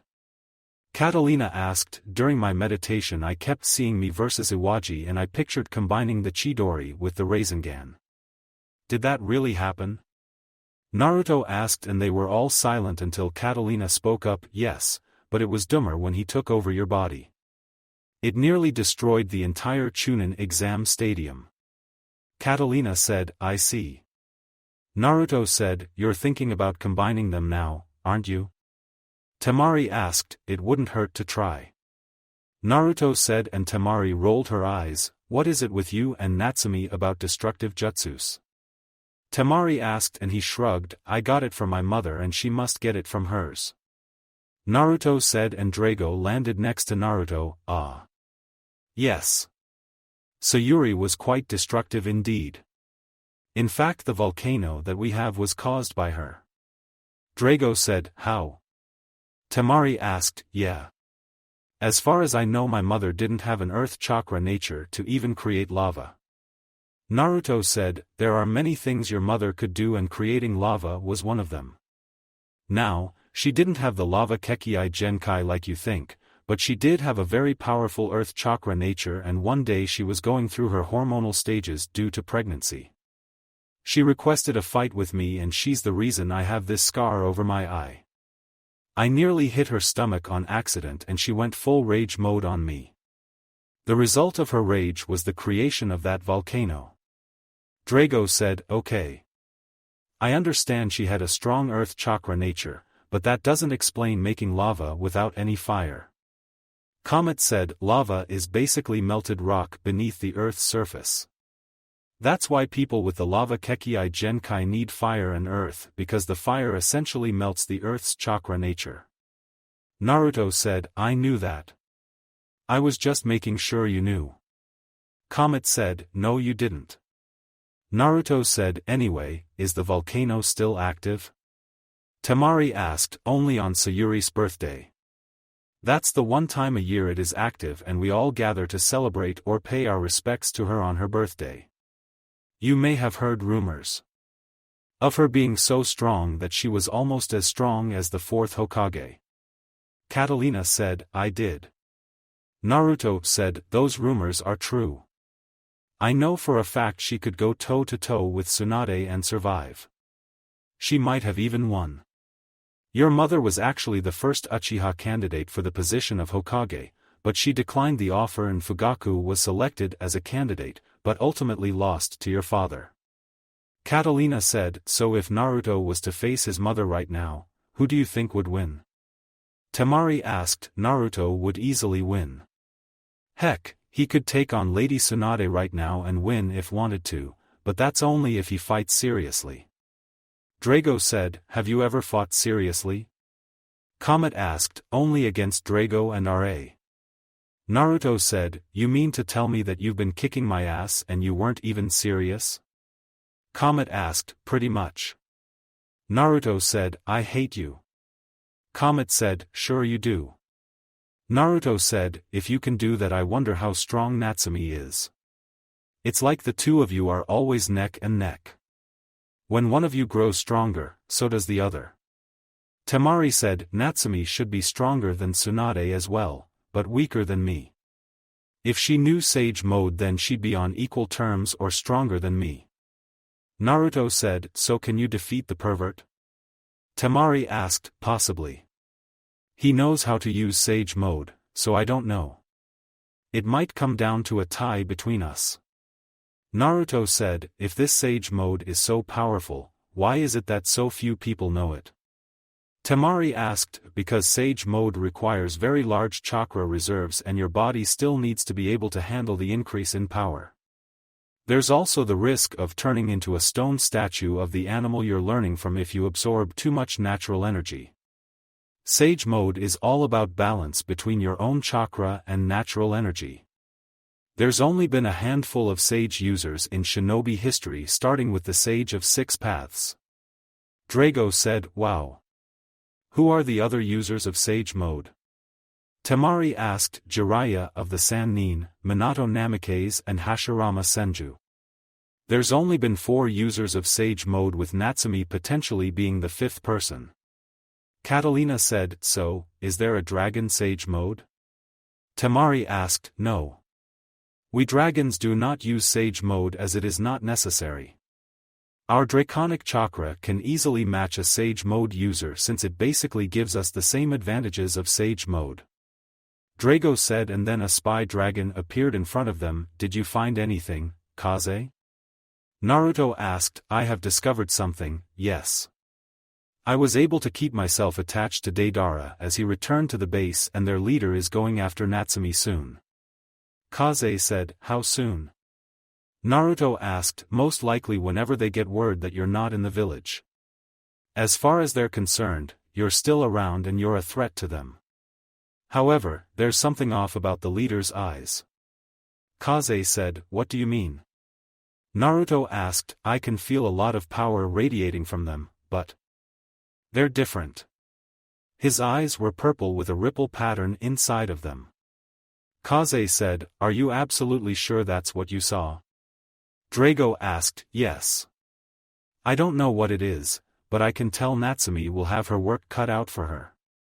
Kaze said, "Kaze, go to the Hidden Leaf Village and tell Tsunade that Natsumi needs to begin her sage training immediately." Drago said, "Of course. Oh, and Itachi will be looking for you soon, Naruto." Kaze said and went up in smoke. "What was that about?" Temari asked. "Catalina, take Temari and start the last portion of her training. Naruto, come with me." Drago said, and Naruto jumped on his head. "Are these eyes really that powerful?" Naruto asked. As Drago flew away, "Powerful" is an understatement. These eyes are the most powerful dojutsu to ever exist, and if they're back, then things just got even more complicated. Drago said, "Complicated how?" Naruto asked. "Ra will be able to explain it better than I will." Drago said and landed at the temple where Naruto trains. "Drago, Naruto. I was not expecting you for a few more days." Ra said, "Change of plans. Those eyes have returned." Drago said, "Which eyes?" Ra asked. "Purple eyes with a ripple pattern." Drago said, "I see." Ra said, "What eyes are you talking about?" Naruto asked. "The Rinnegan." Ra said, "What is that?" "I've never heard of that dojutsu." Naruto said, "That's because, like the Sage of Six Paths, it was also a myth. The Sage of Six Paths was the first person to ever have this dojutsu on Earth. It is said that in times of disorder, the one who wields the Rinnegan will become a god of creation to calm the world, or a god of destruction who will reduce everything to nothing." Ra said, "So, this person who supposedly has the Rinnegan is basically like a god or something?" Naruto asked. "Yes. I'll explain more throughout your training, but for now it's time for me to teach you the final 2 techniques from us dragons." Ra said, "Are you sure he's ready for those?" Drago asked. "Yes. He's more than ready." Ra said, "Ready for what?" Naruto asked. "The final 2 techniques I will be teaching you are called Dragon Thunder and Dragon Fist. There's 2 months left on your vacation, but I'm sure you can get the 2 of them down in less time even without your shadow clones. Your control over the draconic chakra is now on par with that of an actual dragon. Now, let us begin." Ra said. Konoha the Leaf Village was on high alert with the threat of the Akatsuki around, and then learned that the Akatsuki had nearly captured all of the tailed beasts. Tsunade sent out a team to search for any Akatsuki members in the Land of Fire. After detailing the events of the mission, Tsunade gave the team a few days off. Natsumi opted not to spend as much time with Hiroshi because she was feeling strange. Not strange in a way that something was wrong with her or anything like that, but she just had a feeling something wasn't right. She hasn't seen Jiraiya since he came back, and as far as she knew, Jiraiya didn't have anything planned. She was just laying in her bed with her face buried in her pillow, and then there was a knock on her window. She looked to the right, and it was none other than Kakashi. "Oh. It's you. Hey, Kakashi-sensei." Natsumi said, "Lady Tsunade has summoned you." Kakashi said, "Hokage Tower, Chief Toad and Gamakichi? What gives?" Natsumi asked, "Yo. What's up, Natsumi?" Gamakichi asked, "What are you guys doing here? What, did something happen?" Natsumi asked, "Well, actually, Gamakichi, keep your trap shut. Let the boss and Tsunade handle it. They know what they're doing." Gamabunta said, "That's weird. What's going on here?" Natsumi asked, "Don't worry. Let's go." Kakashi said Tsunade's office. Natsumi and Kakashi arrived at the office, and after knocking, they heard Tsunade tell them to come in. Natsumi entered and closed the door, then saw Sakura, Shizune and 4 other toads in the office. "So this is Jiraiya boy's student, is it?"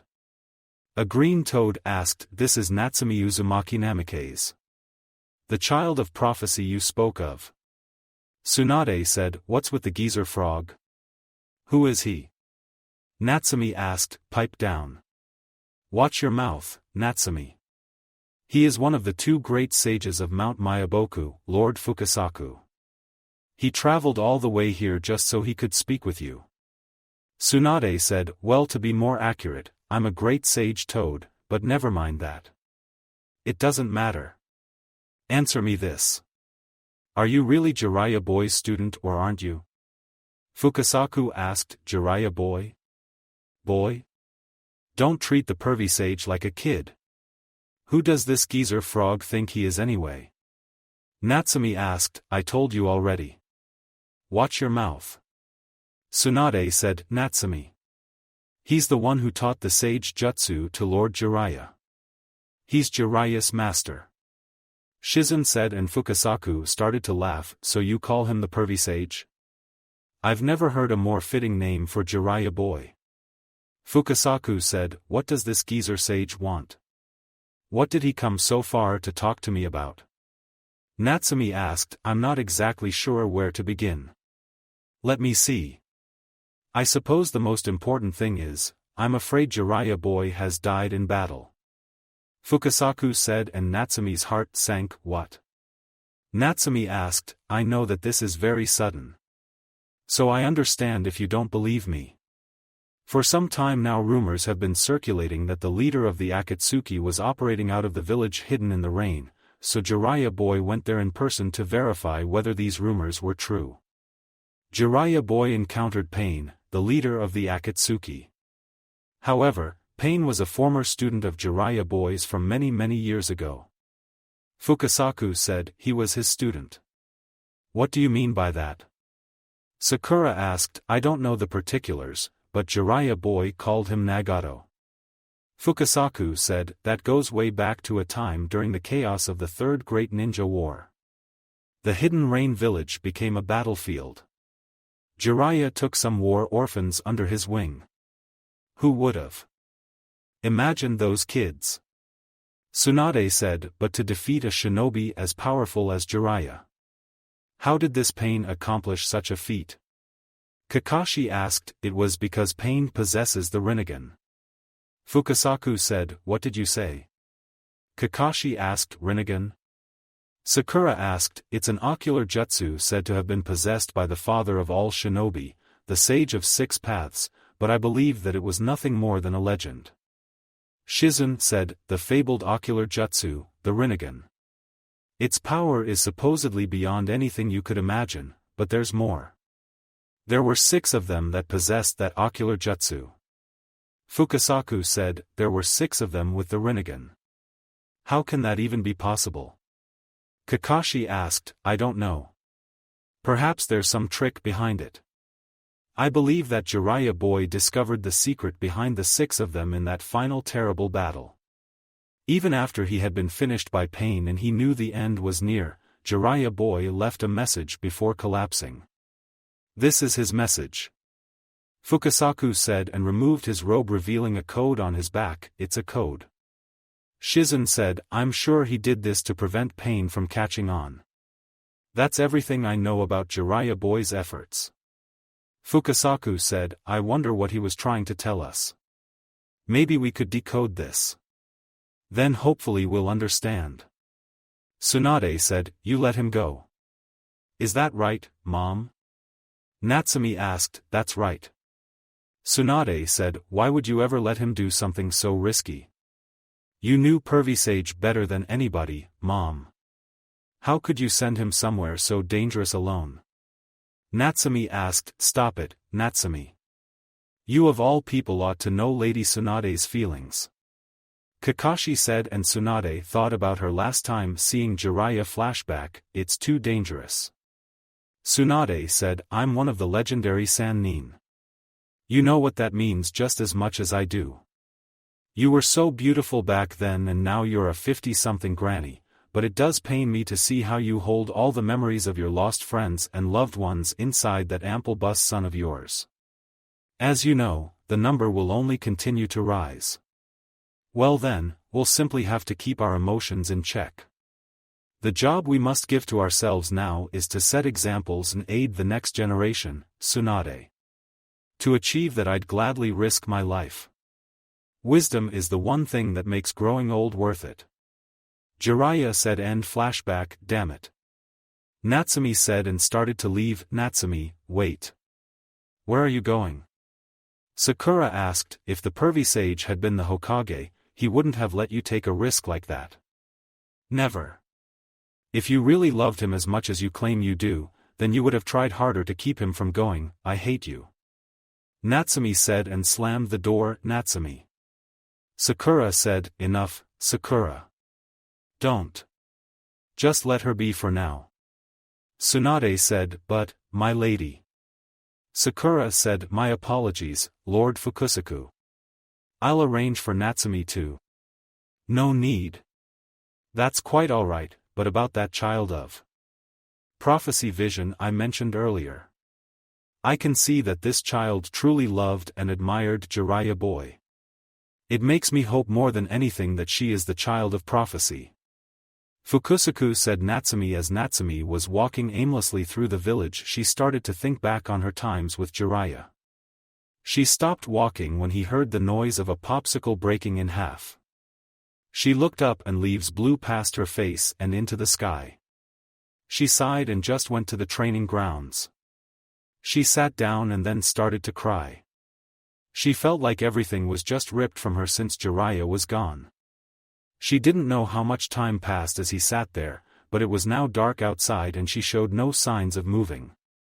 She sat on the ground staring at nothing as her eyes were a dull violet instead of her vibrant violet as they usually were.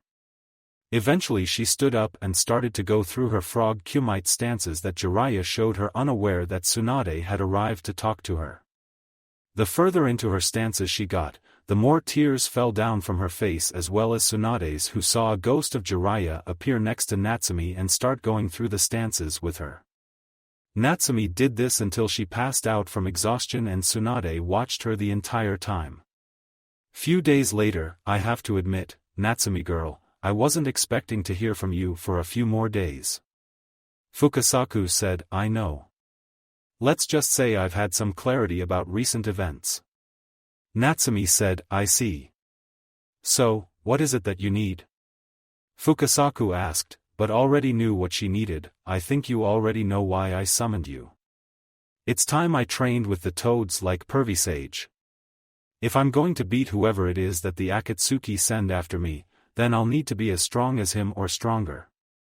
So I'm asking you. Please, will you train me like you did Pervy Sage? Natsumi asked. No. I will train you better than I did Jiraiya boy. My training was not good enough for him to win his battle, so I must train you even harder. I can tell you are close to his level in strength already and that you're stronger than Tsunade. With my training, you will surpass Jiraiya boy and defeat the one known as Pain. Fukasaku said, I can't believe she's already surpassed me. It wasn't that long ago when she surpassed Kakashi. Tsunade thought, and Natsumi summoned a small red toad. Kosuke, you'll be staying here with Granny Tsunade to relay any message only if I need to come back. Natsumi said, no problem, Natsumi. Kosuke said, well, young tadpole. Are you ready to begin your training? Fukasaku said, I wouldn't have asked if I wasn't ready. Natsumi said, and Fukasaku laughed, that's exactly what Jiraiya boy said to me when he first started to train under me. Fukasaku said, Natsumi, I know I don't need to tell you this, but listen to everything Fukasaku says and don't let your Uzumaki temper get the best of you. Tsunade said, you've got nothing to worry about. This is me we're talking about. Natsumi said, yeah, and that's what worries me. You may have matured a lot, but you still do have your moments when your temper gets the best of you. Tsunade said, gee. Thanks for the vote of confidence. Natsumi mumbled and Tsunade laughed, don't you want to say goodbye to Hiroshi? Tsunade asked, we said goodbye to each other for 6 hours last night. Natsumi said, and Tsunade's jaw dropped, Natsumi girl, it's time to train. Fukasaku said, and Natsumi nodded, I'll see you when I get back, mom. Make sure the village stays in one piece while I'm gone. Natsumi said, and then went up in smoke, good luck, Natsumi. Tsunade said, Mount Mayaboku, whoa. What is this place? Natsumi asked, this is Mount Mayaboku. The home of the toads and where you will be training. Fukasaku told him, so, what exactly are we training in? Natsumi asked, I will train you to become the next toad sage. You will learn how to properly use nature chakra and cooperate it into your attacks. First, has Jiraiya boy taught you anything that belongs to the toads? Fukasaku asked, over the last few months of training he had me meditate a lot. He taught me the taijutsu form he uses. Natsumi said, and did the forms Jiraiya showed her, the frog kumite. That's good. You're already ahead of training, so the sparring part should be a bit easier. Now, in order to achieve sage mode, you must remain absolutely still in order to be one with nature and balance the natural energy with your own physical and spiritual energies. This training will be the hardest you have ever done. I'll apply some oil to your body so your body can passively start gathering natural energy so you can get a taste of how it feels. After that we will begin training in gathering nature chakra on your own. If you gather too much natural energy, then you will turn into a toad statue. Fukasaku said and pointed to toad statues around them, I suddenly don't want to do this. Natsumi said, don't worry. I have a special staff that I'll hit you with to knock the nature chakra out of you if you're gathering too much. It will reverse any transformations before they become permanent and you turn to stone. Fukasaku said, all right. Let's get started. Natsumi said, first, you see that waterfall over there? Fukasaku asked, yeah. What about it? Natsumi asked, I want you to go over there and meditate in front of it. You still have anger and hatred in your heart. I do not want anything holding you back, so you must release that anger, and once you do, we will begin training. Fukasaku said. Natsumi didn't say anything and just nodded. She walked over to the waterfall and just sat down to begin his meditation. She knew she would have to deal with the anger and hatred in her heart one day, since she can't become Hokage if she hates the village. Fukasaku watched on as Natsumi easily relaxed and started to meditate. This brought a smile onto his face, since no one has ever been able to get meditation down so easily.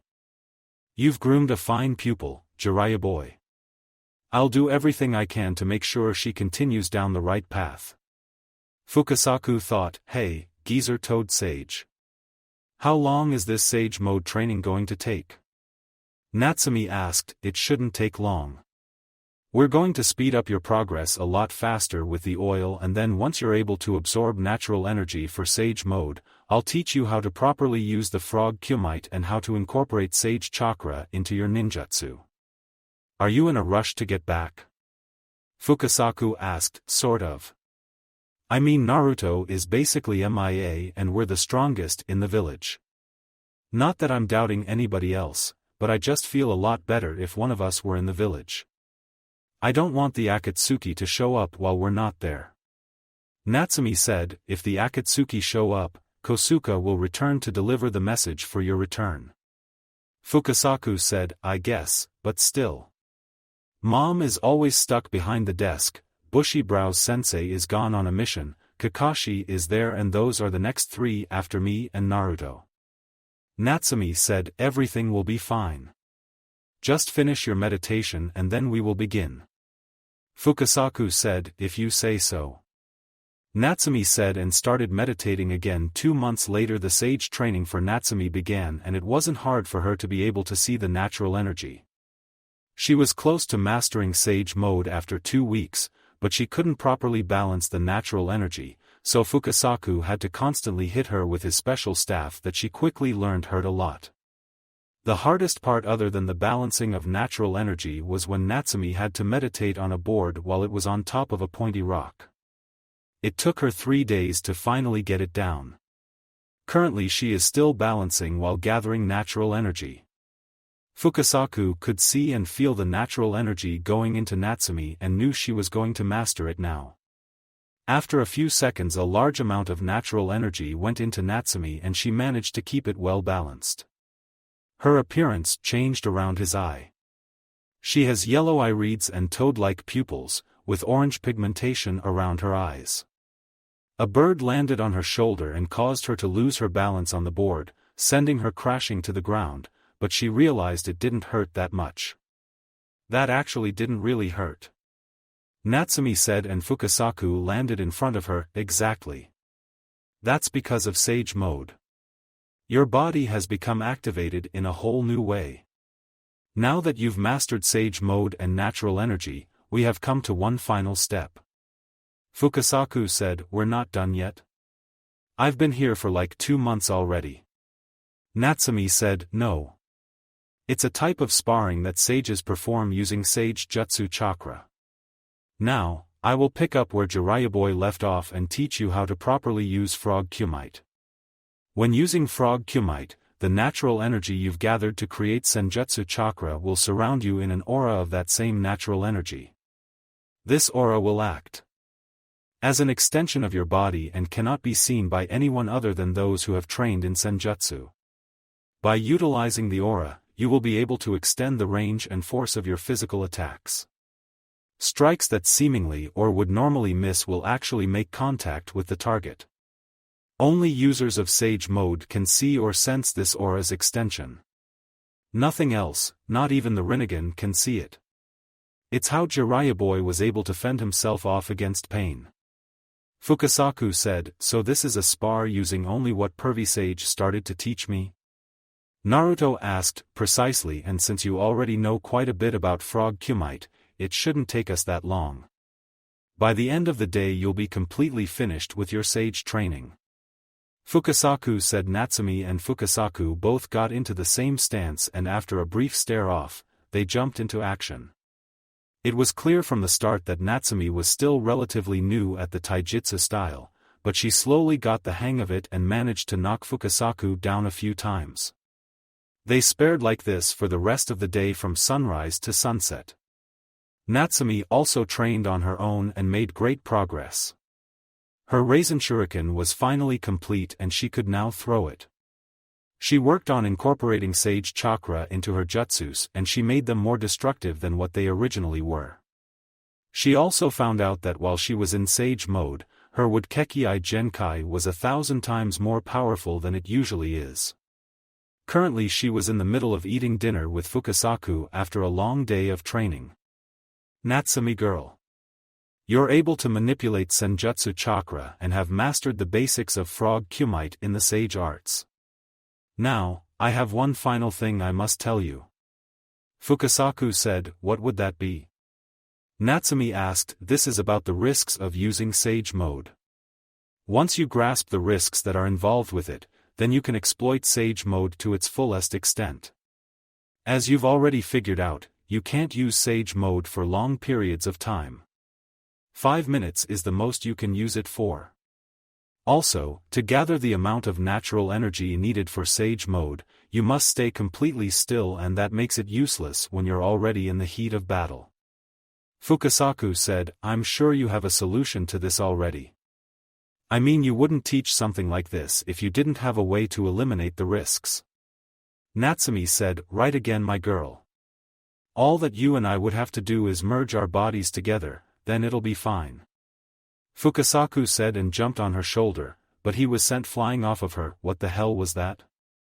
Natsumi asked, it seems as if the Nine Tails is keeping me from merging with your body. If we cannot merge our bodies together, then you will not be able to use Sage Mode to its fullest extent. Fukasaku said, and Natsumi sighed before she perked up, I have an idea. Natsumi said, what would that be?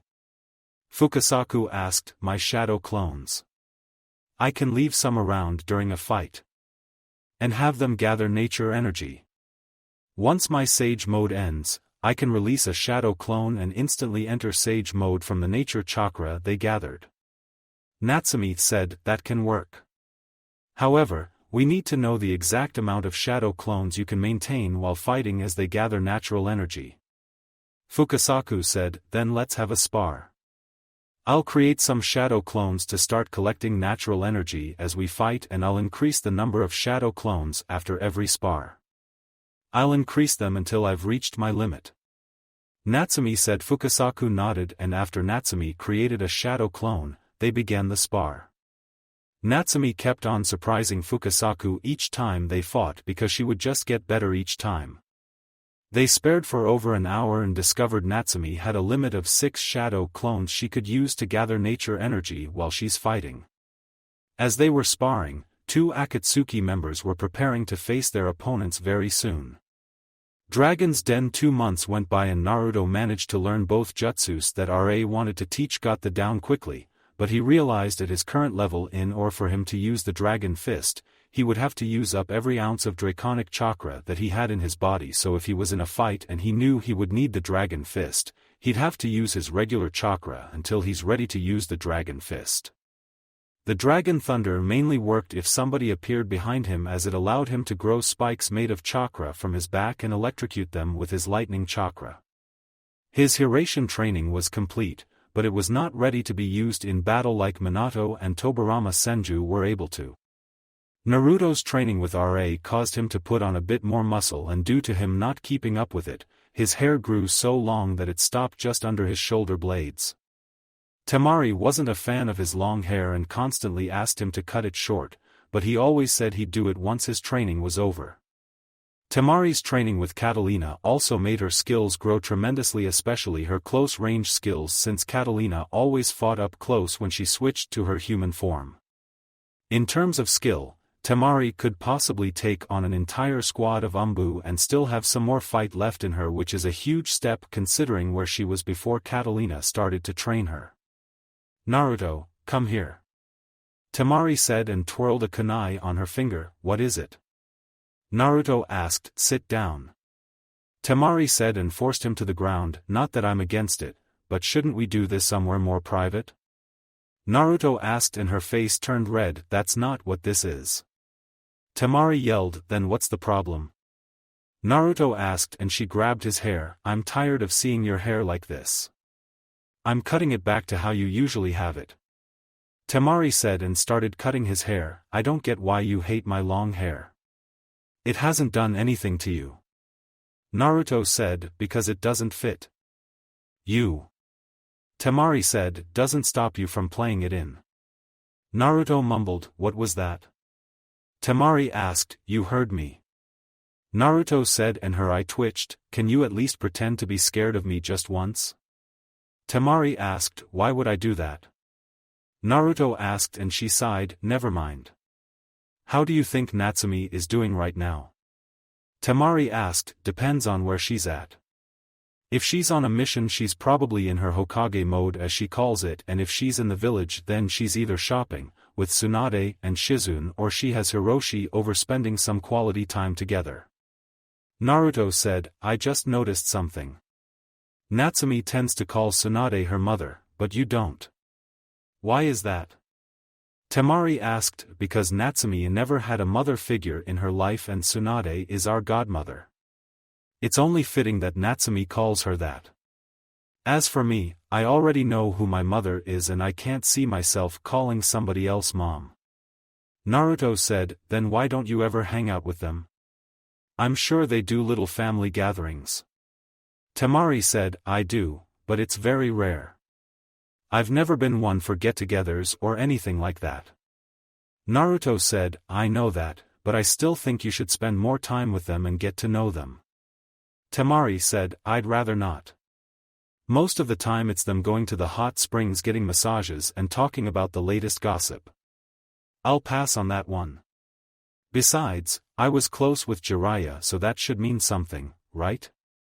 Naruto asked, I have never once seen you interact with Jiraiya. Temari said, because he's always out doing spy missions. It's usually through a messenger toad or dragon when we speak and it's just about life or stuff around the shinobi world. Naruto said, when was the last time you spoke to him? Temari asked, like 4 months ago, but that's usually how it goes. I should get a message from him within a few days or so. Naruto said, I guess. There. All done. Temari said, how do I look? Naruto asked, like your father with darker eyes and black hair. Temari said, I guess it can't be helped. What about your hair? It's gotten pretty long as well. Naruto said, as her hair was nearly at her waist and she tossed him the kunai, cut it for me. Temari said and sat down, I don't understand why you don't like long hair. Naruto said, because I don't want people to pull it. I keep it long enough to do my 4 pigtails and that's it. Temari said, I pull your hair all the time. Naruto said and she blushed, that's different and you know it. Temari said, it's still pulling your hair.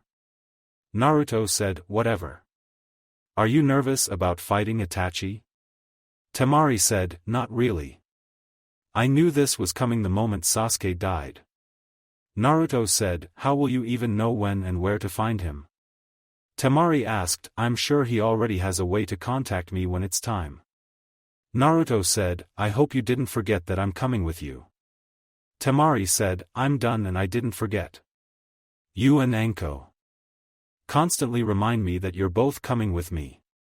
Naruto said, just in case Kisame tries to interfere or if another Akatsuki member shows up. Temari said, you do realize that you and Anko might now be enough to handle Kisame, right? Naruto asked and she narrowed her eyes, are you calling me weak? Temari asked, no. Kisame is known as the tailless-tailed beast for a reason. That sword he has absorbs chakra and constantly gives it to Kisame. As long as he has that sword it's difficult to get to him. Naruto said, then all we have to do is get the sword away from him. Temari said, easier said than done. Naruto said, we can do it. Anyway, let's go to sleep. We have to head back in the morning. Temari said and he helped her up, let's go. Naruto said and vanished, I hate that stupid jutsu. Temari said and went up in a swirl of water. Konoha, Lady Tsunade, it's been months since both Naruto and Natsumi have been in the village. Where are they exactly? Shizun asked and Tsunade sighed, you know where Natsumi is already and Naruto should be training with the dragons. He took some leave for about 5 months to finish his training and actually they should both be back soon.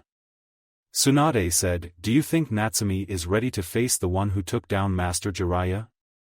Shizun asked, I believe in her. Believe it or not, when she comes back she'll possibly be even closer to Naruto. Sage mode is no joke and I highly doubt that's the only thing she's worked on in 2 months. Tsunade said, what about Naruto? Shizun asked, I know for a fact that he's stronger than me. Tsunade said, how can you tell? Shizun asked, he's a lot stronger than his mother was at his age and she wasn't that good until she reached 20. I dare say he might be close to stepping into the same territory as my grandfather. Actually, from stories my grandfather told me, Naruto is stronger than Madara when he was his age and Natsumi isn't too far behind. Tsunade said, I wonder why the two of them never actually fought outside of her test when they returned. Shizen said, I don't know. I really don't want to see them fight. Tsunade said, why not? Shizen asked, because I'd prefer if my village was left in one piece. Tsunade said, and there was a knock on the door, were you expecting someone? Shizen asked, no. Come in. Tsunade said, and the door opened revealing Karen. Karen? What are you doing here? Shizen asked, We have a problem. Karen said, what problem? Tsunade asked, the body that you wanted me to check out that Jiraiya's toads brought to us is really bad news. Karen said, how? Tsunade asked, those black rods in its body aren't just some fancy accessories. They're like transmitters and I detected some small amounts of chakra coming from them.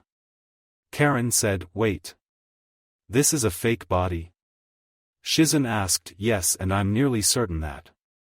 Karen was interrupted by a puff of smoke going off in the room. Natsumi is back, bitches. Natsumi yelled and everyone just looked at her. Continue, Karen. Tsunade said and Natsumi's eye twitched. Right.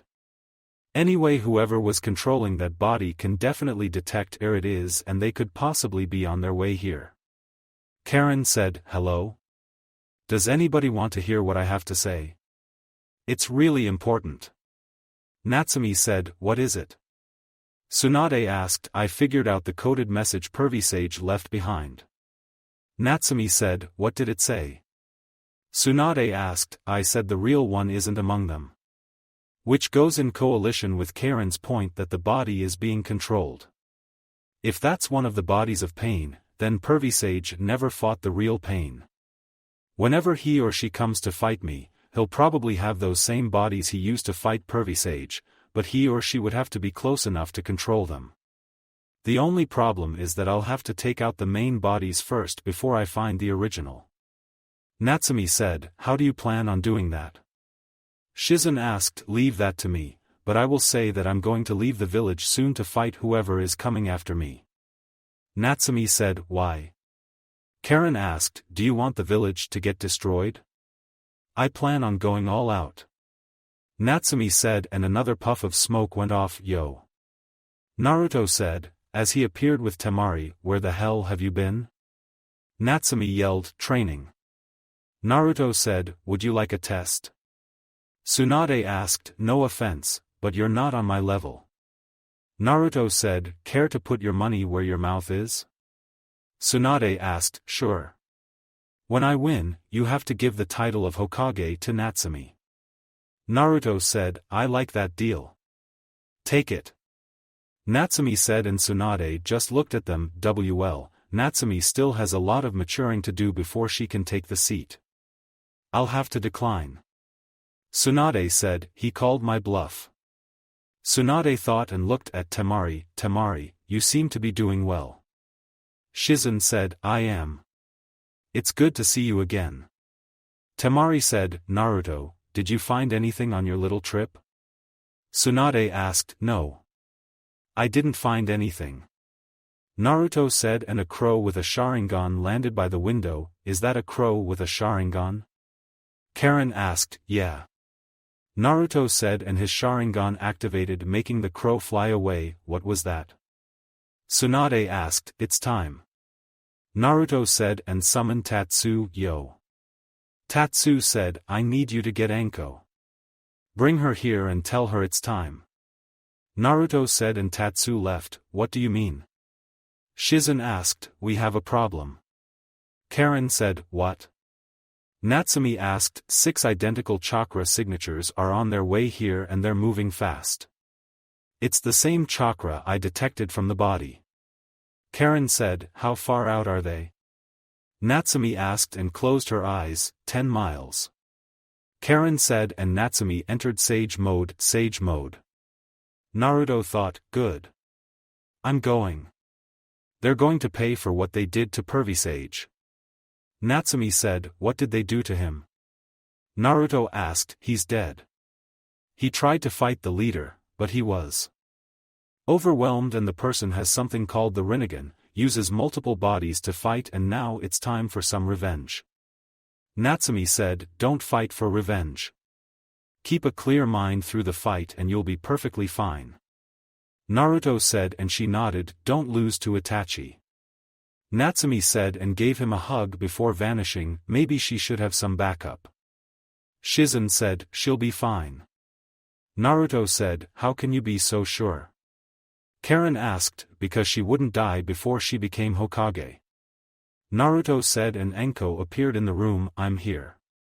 Enko said, and Naruto looked at her, "Are you alright?" Naruto asked, "What do you mean?" Enko asked, "You're wearing a black t-shirt and some shinobi pants rather than your usual revealing outfit." Naruto said, "Irika asked me to change my outfit. It's actually comfortable." "So, ready to go?" Enko asked, "Yeah." Naruto said, "When we come back, Kurenai will be waiting to do the transplant." Enko said, "Alright. Let's go." Naruto said, and they vanished. Naruto, Enko and Temari, "So, remind me again where we're going." Enko said, "To the Uchiha hideout." Naruto said, "Where's that?" Temari asked, "It's up in the terrace mountain area of the Land of Fire. It's literally built into the mountain and has forestry growing on each level." Naruto said, "Why have the fight here?" Enko asked, "Where else would you have two Uchiha clan members fight? Either way it goes, this will be either my or Itachi's last fight." Naruto said, "So, what's the game plan?" Temari asked, "There isn't one. You two will just keep an eye on Kisame while the fight happens. After that we leave." Naruto said, and they nodded. Naruto, after this fight with Itachi and Natsumi's fight with the guy with the Rinnegan, what's next? Temari asked, "Somehow find a way to free the captured tailed beasts and finish off the Akatsuki members." Naruto said, "What about that thing?" Temari asked, "What thing?" Enko asked, "It's not important." Naruto said, and then stopped running. "Why'd you stop?" Enko asked, "Because we're here." Naruto said and pointed up, "We have to climb up all of that?" Enko asked, and Temari summoned Skyrus. "Skyrus, can you take us to the top of this mountain?" Temari asked, "Of course." Skyrus said, and they jumped on her back. "Still think we were going to climb?" Temari asked, "Shut up before I kick you off the dragon." Enko said, "Kisame is up there." Naruto said, "As his Sharingan was active, how can you tell?" Enko asked, "I can zoom in and out with my Sharingan. Plus I can sense him up there." Naruto said, "What's he doing?" Temari asked, "Absolutely nothing. He's just sitting there waiting for us." Naruto said, as they reached the top, "Thank you, Skyrus." Temari said, and Skyrus went up in smoke. Only Naruto alone may go beyond this point. Itachi's orders, so that's how it's going to be. The rest of you can wait right here with me. Kisame said, "Even if you weren't here they still wouldn't come in with me." Naruto said and walked past Kisame. "Kisame Hoshigaki. Never thought I'd see you in person." Enko said, "Enko Mitarashi. Orochimaru's first apprentice and now one of Konoha's most sadistic interrogators. You've also brought along Princess Temari of the Hidden Sand Village. Quite the company I'm left with." Kisame said, "We won't make a move unless you do." Enko said, and he chuckled, "You don't have to worry about that. The Akatsuki as well as everybody else knows all about a battle between two Uchiha clansmen and how destructive it can be. The three of us will just sit here until the fight is over." Kisame said. While the three of them sat down waiting for the battle to begin, Natsumi was sitting down in Konoha's forest waiting for Pain to arrive. These two battles would determine the outcome of the very world, and only Naruto knew that. Thank you for watching. I hope you enjoyed it.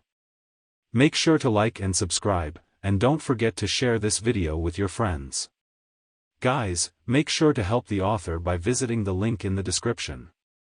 This is Fox Sage, and I'm signing off.